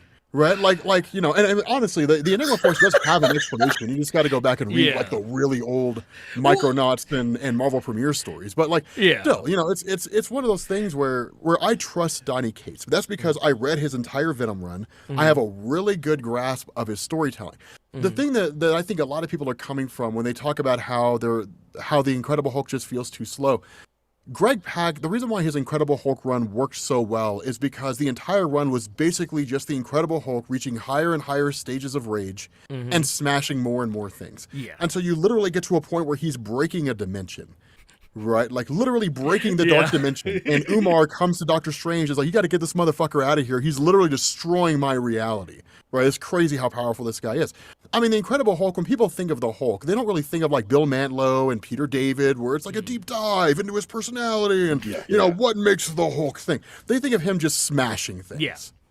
And so admittedly, when you do have Donny Cates' Incredible Hulk run starting off with Bruce Banner controlling the mind of the Hulk and then using the Hulk personality as an engine for the Hulk body, it's very meta commentary in that way. And it's not how you traditionally see the Hulk. Even for me reading it took me reading the first issue a couple of times to fully understand what in the hell was going on. Like, I'm not fully grasping this, like, how is all this working? And the way, and because of what he's doing, I think that kind of a writing style or telling that kind of a story, it's very difficult to translate in comic book form when you're jumping back and forth between the mindscape and the real world. Like, in one of the more recent issues, there's one point where Bruce Banner's kind of like sitting or standing on what looks like the surface of some world, just draped in blackness, talking to, or like, was it begging? They can't even really hear him, but he's like screaming at Thor and Odin that like the Hulk doesn't know that he's not in a simulation. Right. Yeah. And unless you'd been following it the whole time, and even when I was reading it, I was like, oh, that's right, Bruce Banner's in the mindscape, right? It was like it's hard. Yeah, it's hard to translate that. And that's why I think in that instance, you would need like a location marker. Like they normally do, right? Where it's like in the mindscape or something like that, as opposed to leaving it to the... So I can see where some people might get a little confused when they're reading The Incredible Hulk by Donny Cates in terms of what takes place where and when. And I have to remind people all the time in my videos, otherwise it throws them off. But coming from the perspective that like, I read one issue and it's not an exact continuation of Immortal Hulk, therefore it sucks. Obviously, that's too much of an early judgment. Yeah. Right? I mean, he answered that question with like El Paso and all that stuff. So. Yeah, right. And Donny Cates even said here, the one thing that he wanted to get across was the fact that just because that he is writing Hulk does not mean you still can't go out and reread Immortal Hulk. That story is still there for you to love and cherish. Yes. Yeah, they don't stop publishing it. Wait, Donnie's writing? Wait, Donnie's writing? All right, stop the presses. Stop the presses. No more Immortal Hulk. Hold on. You can't have any. Is Donny Cates in here? Oh, wait. Is he in the chat? I don't think so. Okay. No, okay. I hope not. Okay. I don't want him to hear these people trying to besmirch his good name. Oh, dude, let me tell you something, man. I'll go to bat for Donnie Cates. Absolutely. Oh yeah. I'll rake some motherfuckers over the coals for Donnie Rake. Look, Have you Donnie read? Cates, man. Have you read Crossover, Rob? No, I have not. Do it. Do it. Boy. Is that like an indie title? Or? This is that's it's Donnie image. Cates' image book. Yeah, it's his image book. Oh, that's his image book? Yeah, it's Okay. I you know what, honestly, don't y'all say shit. Don't say Don't anything y'all say a in that chat. goddamn thing in this chat about it. Let him this read it. man Oh, my experience God. crossover the way God intended. And that's cold. I like how your commentaries always turn into sermons. When the good Lord came down to this earth, and he took up a pen, he changed his name and said, "I will be known as Donnie Cates, and Lord have mercy." When he wrote his stories. Because you gotta bring, it makes it epic. It makes it feel like, and you know what? Elite, you said it. That's all that needs to be said. Crossover Wild. That's all. Crossover Wild. That's all you need to see. Okay, I'll have to check it out. Look, like I will say this: the only thing I'll say further than that is you will constantly ask yourself, how the hell has this man not been sued? Really? That is what you will ask. How the hell has Donnie Cates managed to write all this shit and somehow is not in somebody's court getting sent a cease and desist? I mean, how long is it? Is it a new run? It's an ongoing, right? Yeah, it's an ongoing. It's Yeah, I think but it's I on mean, are we issue only, like- 12. Yeah, I think we're 2 trades worth. of Two stories. trades, Okay. yeah. Because Yeah. I'm a little behind on the indie comics, man. Like, I still need to finish Something's Killing the Children, which I love. Uh-oh, don't get him started. Don't get him started. Yeah, Oh, God. like, Hold on. it wasn't like last year I finally got around to finishing Hickman's East of West, which I love.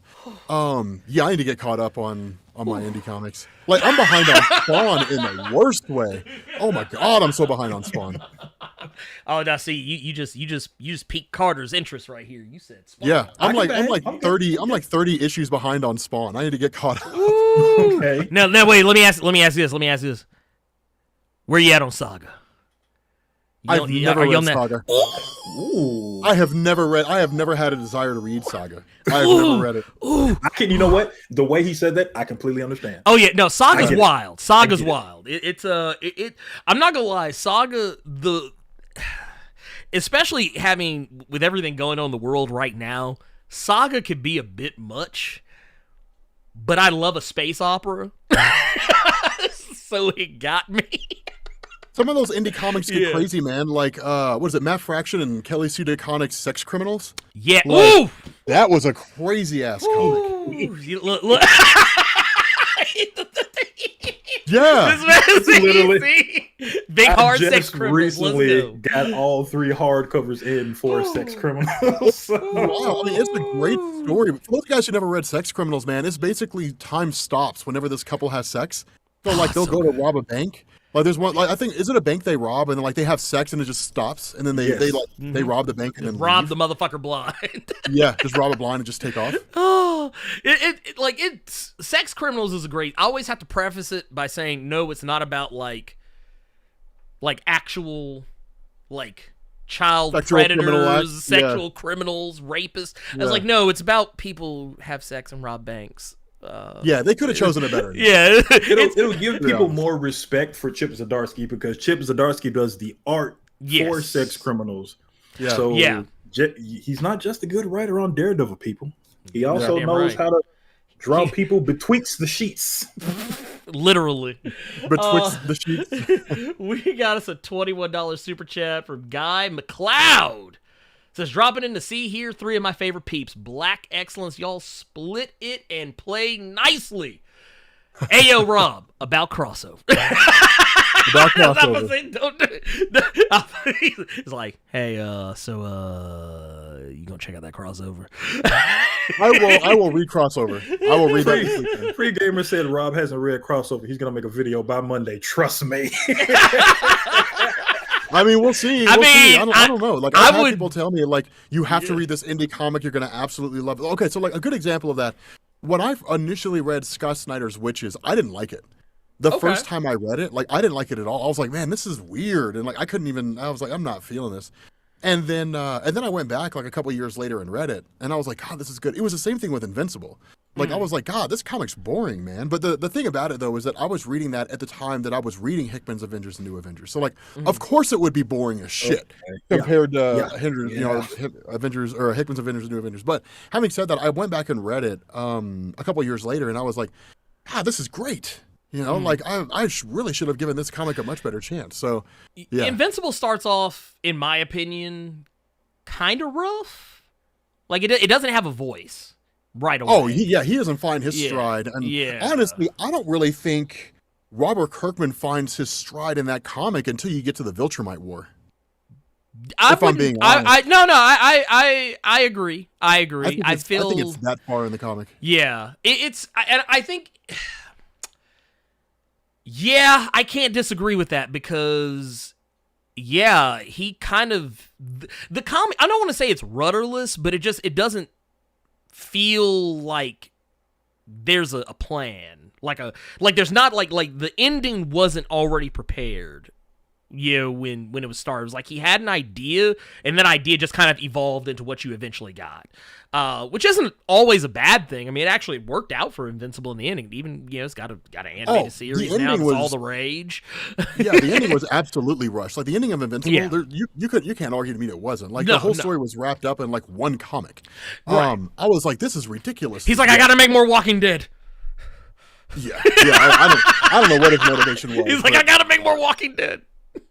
But I guess let's do this real quick. Let's do our recommendeds. Okay, I've actually got to bounce off here in about 10 minutes, by the way. Wait, no problem. I tell you what. Do you have either do you have anything you would want to recommend, or do you have anything you want to plug? Anything I would want to recommend? Yes. Comics reading wise? Anything. Really? Doesn't even have to be a comic. It could be anything you're enjoying just over the last however long. Damn. He's like, well, shit. I mean, here's the thing. Like, I spent so much time covering Hickman's X-Men run. Mm-hmm. That's one of the reasons why I kind of dropped out of it, because I was like, I need a break from like all this X-Men stuff. Mm-hmm. So that's why I would highly suggest reading Christopher Cantwell's Iron Man run, which is insanely good. Darth Vader is great. Ooh, the Darth Vader comic book series is phenomenal. Yes. And the great thing too is you don't really need to read the rest of Star Wars. It's very much self-contained. But there's some really cool stuff. Like he goes back and he visits Padme. The comics explain how it is that Darth Vader knew that Luke, like how he figured out that Luke was his son. That it wasn't just some thing where like he had just somehow figured it out along the way and then confronted Luke in Empire Strikes Back. That like there was a point where I think it was during the War of the Bounty Hunters when Boba Fett was sent to capture like Luke, even though Darth Vader didn't really know who he was. And he was like, he was asking him some question. He was like, did you get anything or something like that? And he's like, we didn't really get anything except for a name. And Vader's like, what name did you get? And he said Skywalker. And that's when Vader realized, oh my God, like Luke's my son, right? That kind of thing. So that's how he figured that out. So no, the Darth Vader comic, I think it's from maybe it's from Star Wars, but regardless, it's from the Star Wars comics themselves. Yeah. The Darth Vader comics are absolutely amazing. Again, I highly suggest reading or sticking with Donny Case's Immortal Hulk. What else am I covering right now? Because I cover so much shit. It's I'm about to say you do God. Too much. I really do. I need to condense it down to like a more manageable. No. Kang the Conqueror. Only Myself Left to Conquer. That comic everybody should be reading. It's phenomenal. The current Avengers run, the World War She-Hulk run was ass. It sucked. No, it did. It was the most garbage ass She-Hulk story ever. It is not my it is a thing I read in that run. I am fully convinced the only reason that they even wrote that She-Hulk story and the only reason they even called it World War She-Hulk was because of the upcoming She-Hulk show. Yeah. And here's the thing. I get Marvel's doing it for marketing purposes, but if you attach that kind of name to a story that sucks that bad, all you're going to do is give people a reason to not read it. That like you're going to give people a reason to not watch the show and to not care about She-Hulk. She-Hulk's a great character. Yeah. She's a really, really interesting character. And what is it, Kelly Thompson She-Hulk run, I think? Was it Kelly Thompson who wrote She-Hulk? Talking about like right now or No, who wrote She-Hulk at one point? When she was like the lawyer. And all okay, that. that was Yeah, Sensational She-Hulk by Kelly Thompson. Yeah. So like that was a great story. When you had even the Charles Soule, and so on and so forth. Like there's lots of great She-Hulk stories. So many. Yeah, like A-Force. A-Force was a great story that had She-Hulk in it. It wasn't just about her, but like it was. So She-Hulk's a great character. So that Avengers story was terrible. What you're dealing with right now is basically, oh my god, in the current, you have what's called the Council of Red, which is basically the Council of Mephistos from across the multiverse. That's really, really cool. It's a really, really good run. I like what's going on there because that's paying off a lot of the stuff prior with Mephisto. Like honestly, Mephisto since like the early days of Jason Aaron's run on Avengers, he's been just building it up. Yeah, but I've been focusing heavily on honestly on just the world Banner of Hulk. The Thor run's really, really good.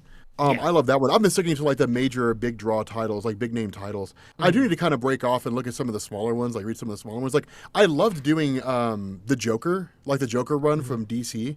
That was good. I'm not reading a lot from DC. I would say Dark Crisis. Not even Dark Crisis. The Death of the Justice League. Yeah. That's the first DC comic I had picked up since what was it? Future State? Since like the first and like the Joker run. I hadn't read anything from DC Comics since then. Because as soon as I started reading Future State, I was like, if this is what DC's doing for the next 6 months, then fuck that. I'm not reading any of this. So I put down the DC books and I was like, I'm not reading anything until this is done. Right, until Future State's done. And then I stopped reading everything except for Joker. But then I started reading Death of the Justice League, which I dig that. Yeah, I'm that was really good. I liked that issue. Oh, dude, I was so ecstatic with the one that I just covered was oh my god, it was the precursor to Death. What was the precursor for Death of the Justice League? Oh, the one that leads into it. I don't even honestly, because I like just admittedly. Oh, Infinite Frontier. Okay, yeah. That was like all the Infinite Frontier and all the Justice League Incarnate stuff. Dude, reading Infinite Frontier, man, like, what's his name? Flashpoint, like nobody spoiled anything for me, but like Flashpoint Batman shows up, and then dude, he showed up on President Superman's Earth, and then they take him to the Hall of Heroes. Oh my god! And then he wakes up to Captain Carrot. Dude, I love Captain Carrot. Captain Carrot's a super bunny. I absolutely love Captain Carrot so much. Dude, people don't understand. Like people, like all my fans are like, I don't understand why Rob has this irrational love of Captain Carrot. And I'm like, I love Captain Carrot. It's like, but why not? Why not? He's a super bunny. Well, the continuation of that book is Justice League Incarnate. So if that's the case, you're gonna love it. Yeah, you'll love Justice League Incarnate. Okay. If you haven't read it, I do recommend it. What's the order on this? So is it Infinite Frontier and then it goes into Justice League Incarnate. Justice League Incarnate, and then Death of the Justice League, and then Death of the Justice League. Dark Crisis. Yep. Okay. And then because when you go into when you go into Justice League, was it Justice League 75? I think, or whatever. That's that literally a lot of the stuff they're talking about is almost kind of rehashing a little bit of what happened in Infinite Infinite Frontier, and then they go into some of the stuff from Incarnate. Yeah. And Okay. I liked Incarnate. It's iffy in some spots, but I mean, it's multiverse shenanigans as you would probably expect. Oh, So, that's the other thing. Dark Knights of Steel. That's another one that I'm reading. Dark Are you Knights of guys Steel. reading that? Dark Knight That's Steel is actually one of the few DC books I'm reading right now. It's One of the phenomenal. few. Yeah. It's so good. And dude, oh my god, I can't wait for August to get here because Deceased 3 comes out and I'm Yeah, so Deceased. hyped for that. Yes. Have you read Finally, Task the Force conclusion. Z? Have you read Task Force Z any? No. I actually think you might. Task Force Z what's is Task Force Z? actually pretty good. It's got a couple of weird parts in it. Like one of the last issues was kind of iffy, but for the most part, the series has been pretty good. It's so the basic it's, premise is yeah. it's a I like how Suicide Carter just cuts off Ernie. Oh yeah, no, this has been his book. This has been I his know You book. have to go, Joseph, but that's the book that I'm reading from DC. But it's Oh, okay. basically a Suicide Squad team run by Harvey Dent, Yeah, but everyone on the team is dead, but they're using Lazarus pills to revive everyone for missions.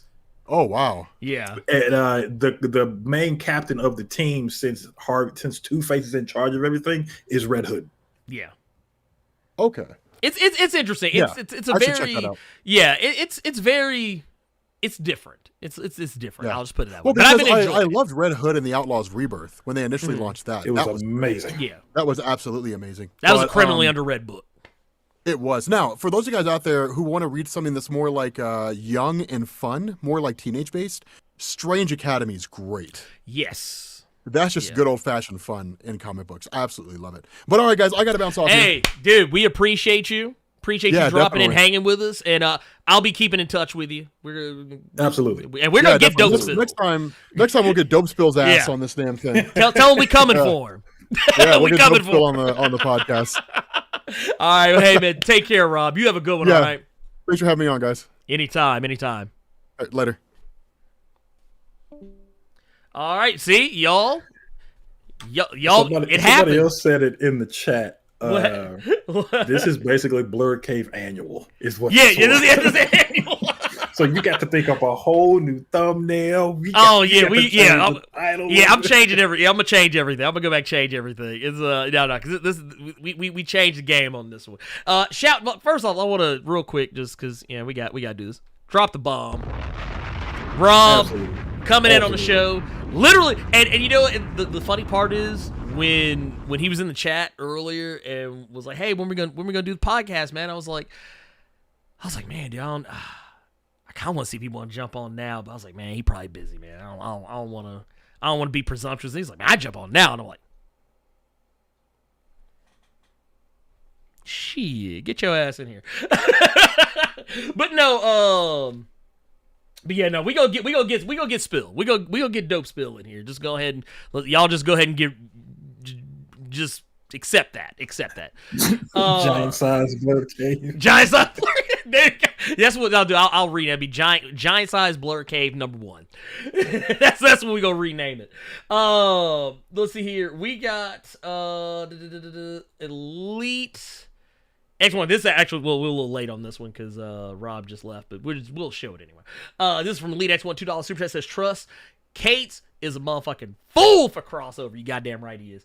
Gokon sure his baby's father with $5 super chat says, well, he's not here, so I'll ask him next time. He probably thinks the same thing the Black Adam thought. Well, he's not reading it, so he probably doesn't think anything about this. Well, I mean, if we told him, he would probably have the same look on his face that Black Adam had. Look, y'all sit here talking about some, what he thinks about the Justice League. Lord, y'all, look. Let's just keep it real, y'all. Let's just keep it real.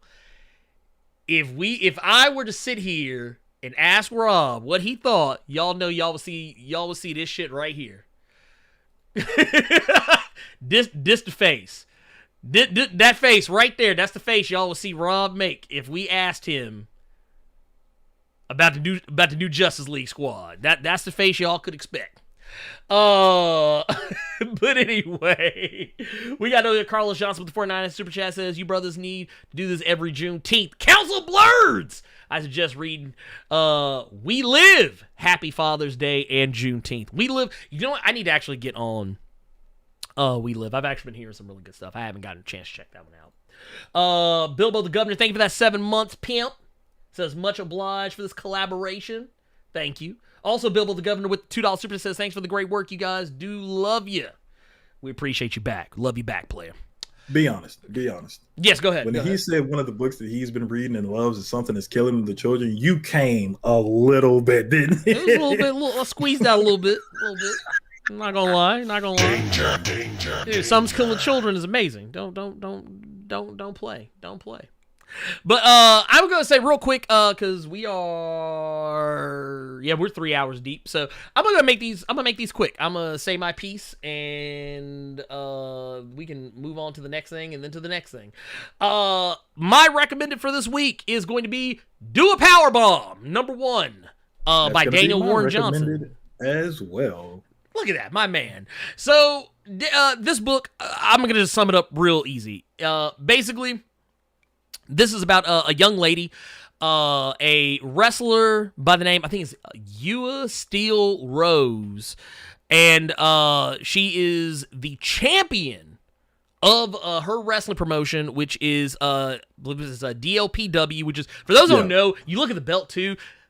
Daniel Warren Johnson is a huge fan of New Japan Pro Wrestling. There's a lot of New Japan Pro-isms. Like the woman, she comes down to the ring. She has to face off against her opponent. She's giving the speech. She's got the streamers hitting the ring when she gets in. She's got the big flamboyant coat. And doing all the amazing stuff. She's cutting a promo. And then, of course, I think it was Sun Cobra, which is the guy that you see like depicted above her in this shot. He's the one who like she has to face off against. They're having this match. They're doing all kinds of shit. Drop kicks. They're doing power bombs, literally power bombs, pile drivers, knocking each other around. There's a point someone does an acai moonsault to the outside of the ring. It looks amazing. It is just crazy to look at the way everything's depicted. You can tell Daniel Warren Johnson loves wrestling. I mean, you follow him on Twitter, you probably get that impression anyway. But when you see what he is depicting here, you're like, I saw so many things. I even saw an ECW Easter egg in their porn where the dude's like, oh my God! Like, he did the Joey Styles. It seems like he's relatively new because in the back of the book, he he says the match that made him a fan of it, and apparently it was from like 2018 because I went and looked it up. Mm-hmm. It was Kota Ibushi versus, oh God, who was it? Ishii? Tomohiro Ishii. Yeah. Which, that is a relatively recent match. Which, I mean, but even then, still, but you could tell this guy's done the homework. You can tell this guy, he loves New Japan Pro, and it's clear as day in this comic. And I don't want to spoil what the overall premise, because I didn't see it coming. I didn't see it coming till literally like right before it happened. But basically, just know something happens during the match between Steel Rose and Sun Cobra that changes the entire landscape of the entire comic. And it starts going down some directions that I did not expect it to go after that, even with that twist in mind. Brutal. Yeah, and I'll say this, and once again, even saying this is almost too much. For those of you who remember me talking about the Crimson Cage by AWA Upshot, it kind of goes in that territory. Not 100%, but a little bit. That's all I'll say about that. Carter, do you have any other thoughts on it? I wasn't expecting it, and the ending is right when you want more. Ooh, you gotta wait for the next issue. It's just like, come on, dude. Oh, dude. But yeah, I really enjoyed this issue. I completely forgot about the book until I walked into the shop and saw it, and I stopped what I was doing and just read it right then. So yeah, this was a good, even if you're not a wrestling fan, it's just a good issue. It's a good story so far, but with really good art, because he's writing the story and doing the art. So it's great. Which, I mean, Daniel Warren Johnson, he's no stranger to this show, of course, as Carter has sung the praises of Wonder Woman Dead Earth. Left and right. I have sung the praises of his Beta Ray Bill, which I really liked a lot. Daniel Warren Johnson is just a fantastic artist and writer. He does them both very well. And his style complements his writing just perfectly, which probably seems like it should be a no-brainer since he does both, but it's harder to pull that off than you might imagine. You know what this made me think about, though? What's that? It pissed me off. Okay. Why is there no anime, cartoon, whatever About wrestling?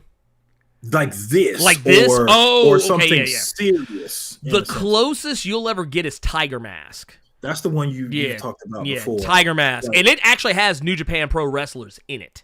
Yeah, give me something like Hajime no Ippo or like Baki with New Japan. But this. Yeah. Like, this would be dope. And how have they not done this? You've done comedies out the wang. You had them team up with Scooby-Doo. Mm-hmm. You got the Tiger Mask when you're always boasting about. Why can't y'all just make it's right there in front of your face? Too easy. It's too easy. Like literally, all you'd have to you wouldn't even have to reach up very high to pick the fruit off the tree. Just like right there in front of your face. You literally just eat it right off the trees, right there at mouth level. But that's it. Let's get into our questions from the Discord real quick.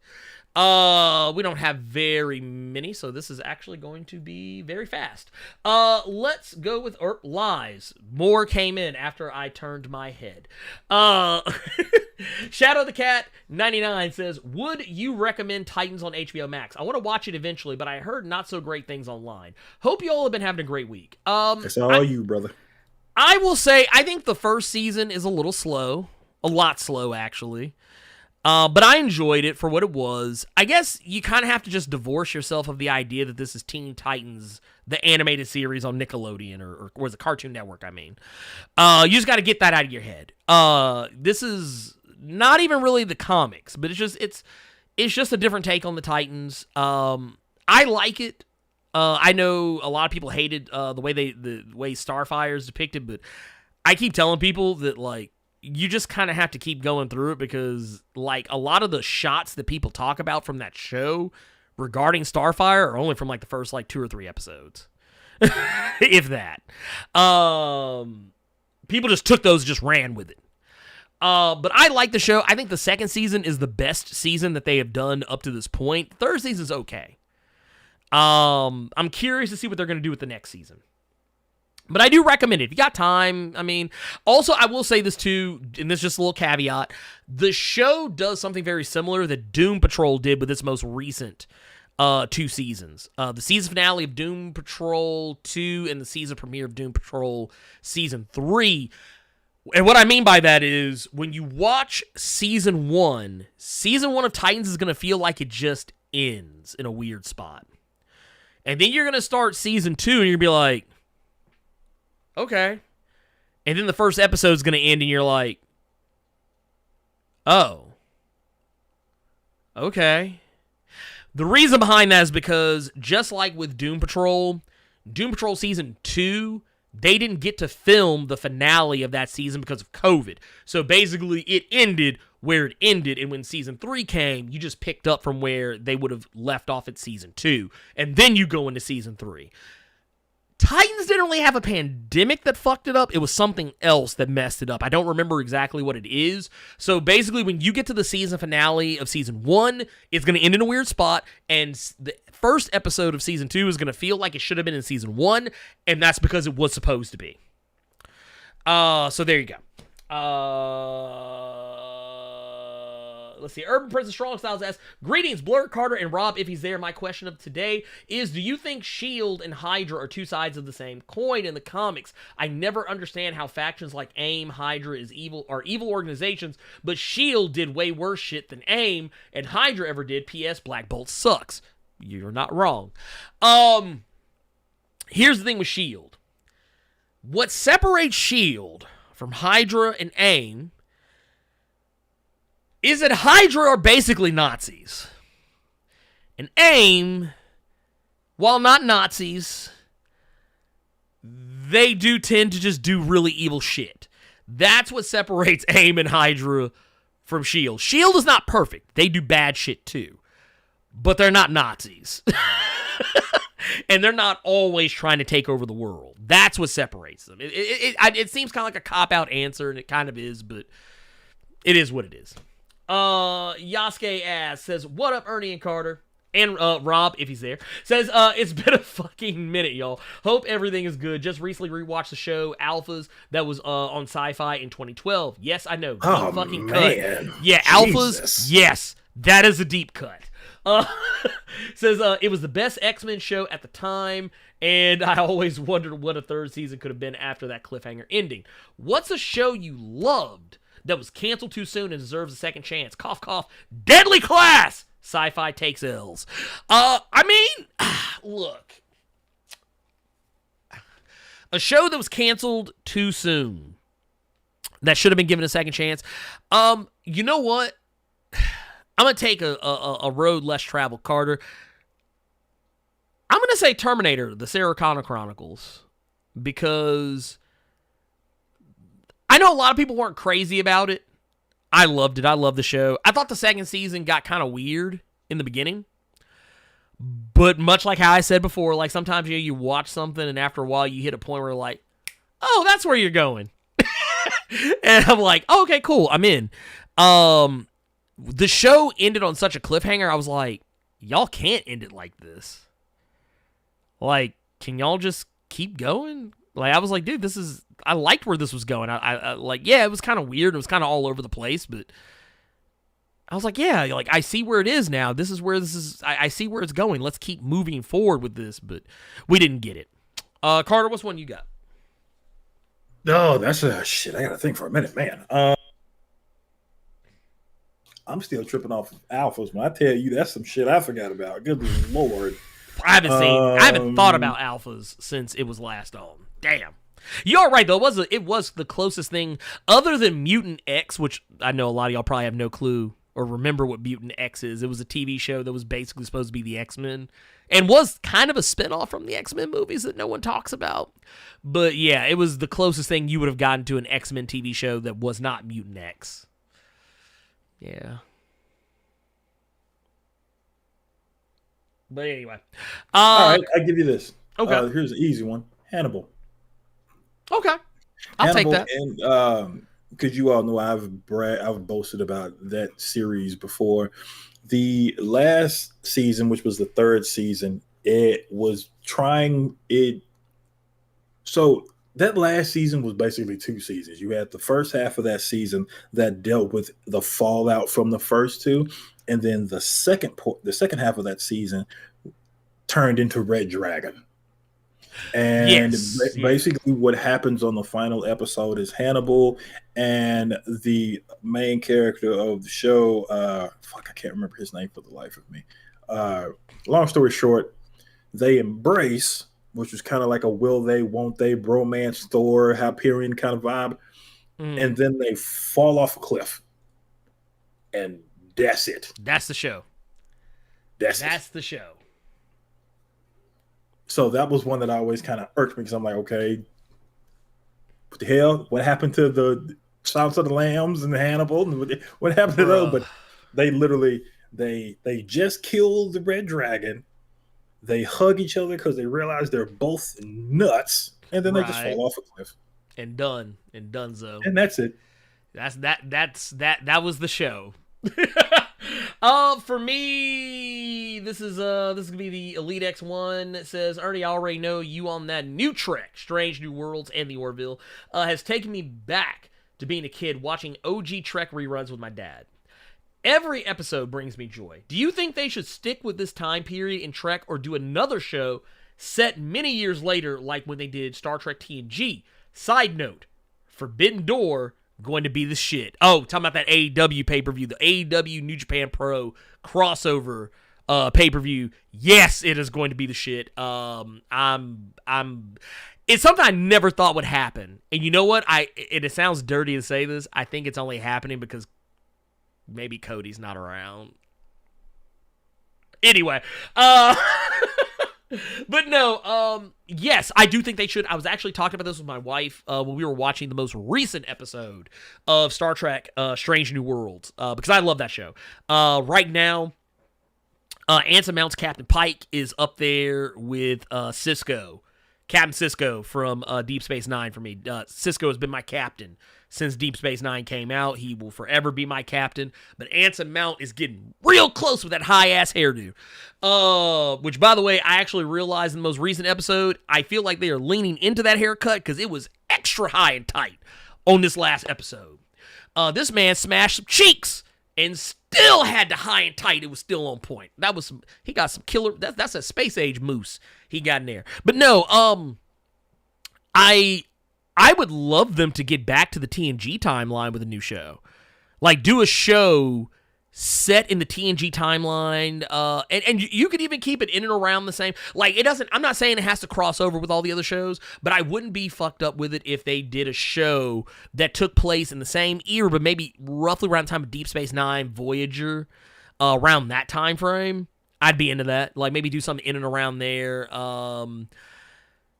Man, yeah. And because right now we've got the OG era going right now with Strange New Worlds. Discovery is in the far-flungest of futures. So yeah, go back that's the to one with the sister, right? Yeah, that's the one with yeah. Mm-hmm. That takes place after all the other Star Trek. Too? So, without saying too much, it actually starts... Okay, so you remember Enterprise, Scott Bakula? Yeah, I remember that one. It initially starts in a time frame not too long before, or not too long after that. So, like the early days of Starfleet.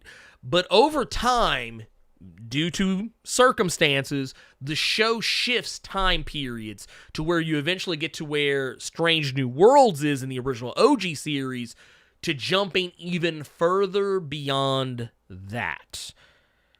That's all I will say. I love the show. Discovery's great. I think a lot of people shit on it for the wrong reasons. And yes, there are a couple of things in the show that I'm not crazy about that I think are kind of dumb, and not because of the nature of what they talk about, but because of how it is portrayed. But yes, there are a couple of characters who I literally cannot stand, and it's mostly because they're teenagers. And I don't like teenagers on the whole. But yeah, love it. I love it. Yes, please give me a Deep Space Nine era series. I will shit myself if you announce it.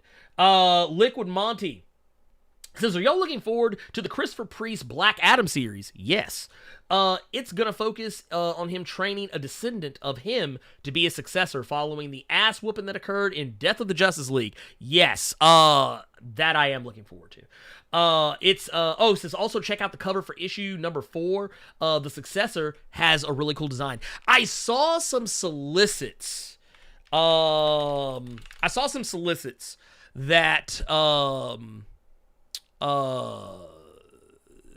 to see if I can find it. Yes, here he is, right here. Carter, have you seen the character? The character is gonna be taking his place. I have not. I think you'll like it. I don't know. Maybe you won't. I don't know. We'll see here in a second. Here, but this is the successor. This is one of his descendants is going to be taking over the mantle, and Black Adam is going to be training this kid to be the next in line, the next Black Adam. So what is Black Adam that we know going to be at that point? Don't know. But I'm sure Christopher Priest will figure it out. But yeah, the kid's name is Malik. And I'm going to go on a limb and say that Adam is, especially after his time on the Justice League and how he's bonded with Naomi, something tells me a lot of that comes into play with that as well. I'm going to laugh if he just start calling himself Kondak. Bruh, it would be, I would laugh. But yeah, it looks cool. And then we got Rough Rider here. It says, was this the best Juneteenth special ever, or what? It was the best Juneteenth special. Period. I don't know why I said it that way. But yes, like I said, this is the type of stuff that would get me back on the DC bandwagon. Just because I like seeing mantles passed down from characters that have been around a while. Now, in the case of Black Adam, I don't really see the reason why Black Adam should be stepping down. It's not like he's been the focus of anything for any grand stretch of time, but I get it. Oh, and Elite X1 has one last question. Says, they finally resolved Diggle's fake Lantern storyline on Flash. Did you see it? And was it a cop-out in your opinion, as it was mine? I didn't see it, but I heard about it, and I was left feeling incredibly cold. That was the stupidest fucking thing. Somebody asked me about that on a different Discord. So I'm like, okay, so are we finally going to get the thing? Nope, we're not getting it. Nope.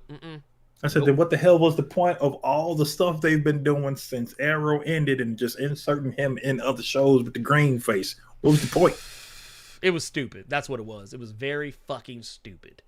So stupid, in fact, that I disavow myself of the Arrowverse. There you go. I said it. Not that I hadn't done it already, but now I just really don't give a fuck about the Arrowverse anymore. I really did not care for it over the last couple of years, 2-3 years actually, but now I just third generation don't give a fuck about it.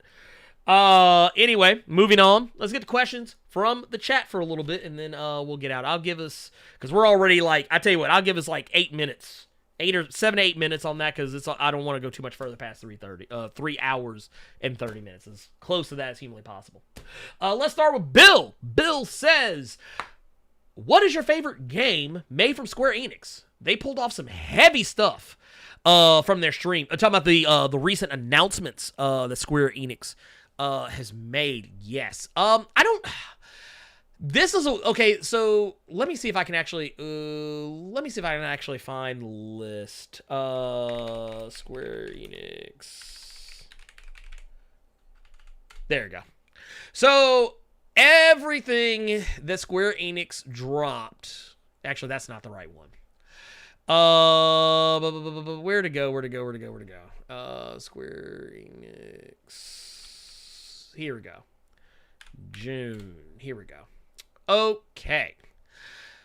So basically, everything that they showed off. Well, for one, for me wholeheartedly, I gotta admit, I am not the hugest fan of going back and rehashing Final Fantasy VII. So they could have kept that one. I wasn't into it. Didn't care. You will never make me care. I played the game. I don't need to play it again. I will say, though, the more I see of Final Fantasy, was it 16? The more I see of that, the more interested I am. That much I can definitely say. That, and mostly just because I kind of feel like they actually know what the fuck they're doing. I know they have at least some modicum of an idea to know what it is exactly that they have to do. But the whole Final Fantasy Rebirth and that shit, they could keep it. I don't care about that. I don't give a shit. I was more interested, and I don't think this wasn't necessarily a part. Carter, correct me if I'm wrong. This wasn't part of the Summer Games, the Square Enix Summer Games Fest, right? But I think they made this announcement separately. Yeah, I think this was their own thing. Well, no. But the thing I'm gonna say is, talking about? Yeah, Dragon's Dogma 2. That has my attention more than anything else that anybody else has announced up to this point. If you ain't talking to me about Dragon's Dogma, Dose, I don't care. Though I will say, what was that one game? There was something else that got announced. Oh, man. I can't think of it right now, but honestly, yeah, all roads lead back to... And I know that's technically Capcom, but still. Let's see here. Carlos John says, Carter, Ernie, have you played TMNT Shredder's Revenge? It's fire. Carter has already beaten it. I mean... It's only 16 stages, so I mean... And you know what? That's why I said on Discord. So the fact that as soon as it went live at 6 a.m, I beat it at 9. I really wanted to play with Casey Jones, man. Yeah, no, that's... I will say, I haven't personally played it yet. I downloaded it on Game Pass, and I'm going to get it for Switch so I can play it with Carter. But, but everything I've heard about it sounds great. I just haven't taken the time to sit down and play it yet. So much other shit's been going on. Let's see here. Is there an Audible for comics? Not officially. Though I would probably say the closest thing to it would be Comic Storian. Let's see here. Let's see. Let's see here. I'm going through. Let's see. Okay, here it is. Melman says, getting mixed opinions on that Sonic Frontiers. Y'all interested? No, sir. I know, yeah, I'm about to say, I know Carter isn't. I am, but I'm weird. I'm more than willing to give it a chance. It does look a little strange and unusual, but honestly, if they just kept making 2D Sonic games or just kept making the same old bare bones 3D ones, people would be saying the same thing. So you can't win for losing. Let's see here. Lord Hypekage says, already hope you have a happy Father's Day, bruh. And Carter, I know you got some chilling out there somewhere. But for real. The way he said that's so fucking funny. But he said, for real, for a happy Juneteenth to you both. Stay safe, fam. We appreciate you. Hope you do the same. Thank you. And if you are somebody's pappy, I hope you have a happy pappy day too. Let's see here. Let's see. Elite X1 says Shredder's Revenge is cool, but that game is too much with 6 players at once. I believe. I told you. It's says, chaos. Jesse Smith said, would Benny be allowed on the show? I don't see why not. I have no beef with Benny. I've talked to Benny before. We've had interactions before. We're not bosom buddies or nothing. But we've talked before, whether he may remember or not, just brief Twitter interactions. But I mean, I wouldn't be against it. I'd trip with Benny. I'm so damn dumb. You know Maximilian, dude? Yeah. I thought he was talking about Max's dog, Benny. That's why I looked at the question like, what the fuck we have a problem with a dog for? But never mind. I keep Comic Story. This man. Okay. What comics do you suggest for Juneteenth? Philadelphia. Easy. Also, another little comic y'all may or may not have heard of. Excellence. Very Why good. does that sound familiar? So this is, this is Brandon Thomas and Kari Randolph. So that might be why you may be familiar with it. But basically, just because it's right in front of me, Spencer Dales was born into a world of magic. His father belongs to the Igus, a secret society of black magicians tasked with bettering the lives of others with higher potential, but never themselves. Now it's time for Spencer to follow in his father's footsteps, but all he sees is a broken system in need of someone with a wand and the will to change it. But who will stand beside him in his fight for a better future? I don't know why I read it that way, but it just felt like the right thing to do. Yeah, I'd say Bitterroot. Yeah. Bitterroot, also another good one. Nina Hawes, the Nina Hawes book. Also which is, for those who don't know, that's a spinoff. It's a spinoff of, Philadelphia. So, yeah, Nita Hawes' Nightmare Blog, also a very fun read. It's for those who know, Nita Hawes, a character who is mentioned a couple of times in Philadelphia. I don't think she never shows up, but she's a character that is connected to the main character of Philadelphia. Happy clappy pappy. Y'all ain't shit. What is the most what the fuck moment from a comic you can remember? I won't go too deep into it, but I will say it is the Carol Danvers gets brainwashed into getting essentially raped by her son from the future. there you go. What do you guys think about the new Castlevania series that's coming out on Netflix? I'm very interested in if the art style in the trailer is indicative of what we're going to get. Let's go. Oh, Carter, and I didn't even mean to skip over you on that one. Did you have a WTF moment? I can't say anything after what the hell you just brought up. I'll talk about Castlevania, though. The fact that we're getting Richter Belmont, that might mean that we're etching closer to Alucard, since they have their stuff's kind of intertwined. So we might get a Symphony of the Night series at some point. So I'm down for this. Let's see here. We got a note here. Bill says, could the Nathaniel Essexes stop finger pointing each other before the inhuman and deviant variants of themselves show up? X-Men number 12 is going to be interesting, but number 15, the Vault Kids are coming.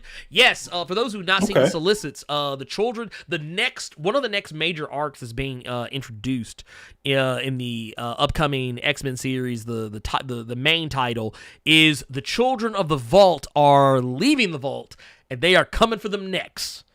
So it's gonna happen, and which means we will very likely see Darwin again very soon. For those who don't remember, Darwin was captured. He didn't escape, and they never resurrected him. So at least as far as we know, it's gonna be a Donald Blake situation. That boy for to have his own butter knife. Man, y'all done left me in there. look, that he gonna come out with a spork. He gonna come out the motherfucker with a spork and just be fucking folks up. Let's see here. Randy Burnside with a $2 super chat says, Happy Father's Day, Blerd, and all the fathers. Yes, please. And happy Father's Day to you as well. Happy Juneteenth. Let's see here. We've also got and then this will be the last question we'll answer. This is Bill says, could Mini Danger defeat Cerebrax? And is the latter's plan to absorb the brains of current and former members of X-Force? Could very well potentially be. I don't think the Mini Danger could defeat Cerebrax. However, that does not mean that the Mini Danger, for those who don't know, this is technically, and I got a video coming out for it. I've been very busy. And I also was very ill yesterday. We won't get into that. But and the day before that too, prior. But the Mini Danger that's being talked about is referenced in Wolverine. The most recent issue, which I did not see that part coming at all. And the video that I make will probably tell you as much. But when did Danger smash was that recent? Was that Cypher that hit? Maybe what run was that in? Was that in? That wasn't recent. No, that wasn't. I don't think that was not recent. Okay. I don't think. I could be wrong. I could be 100% wrong.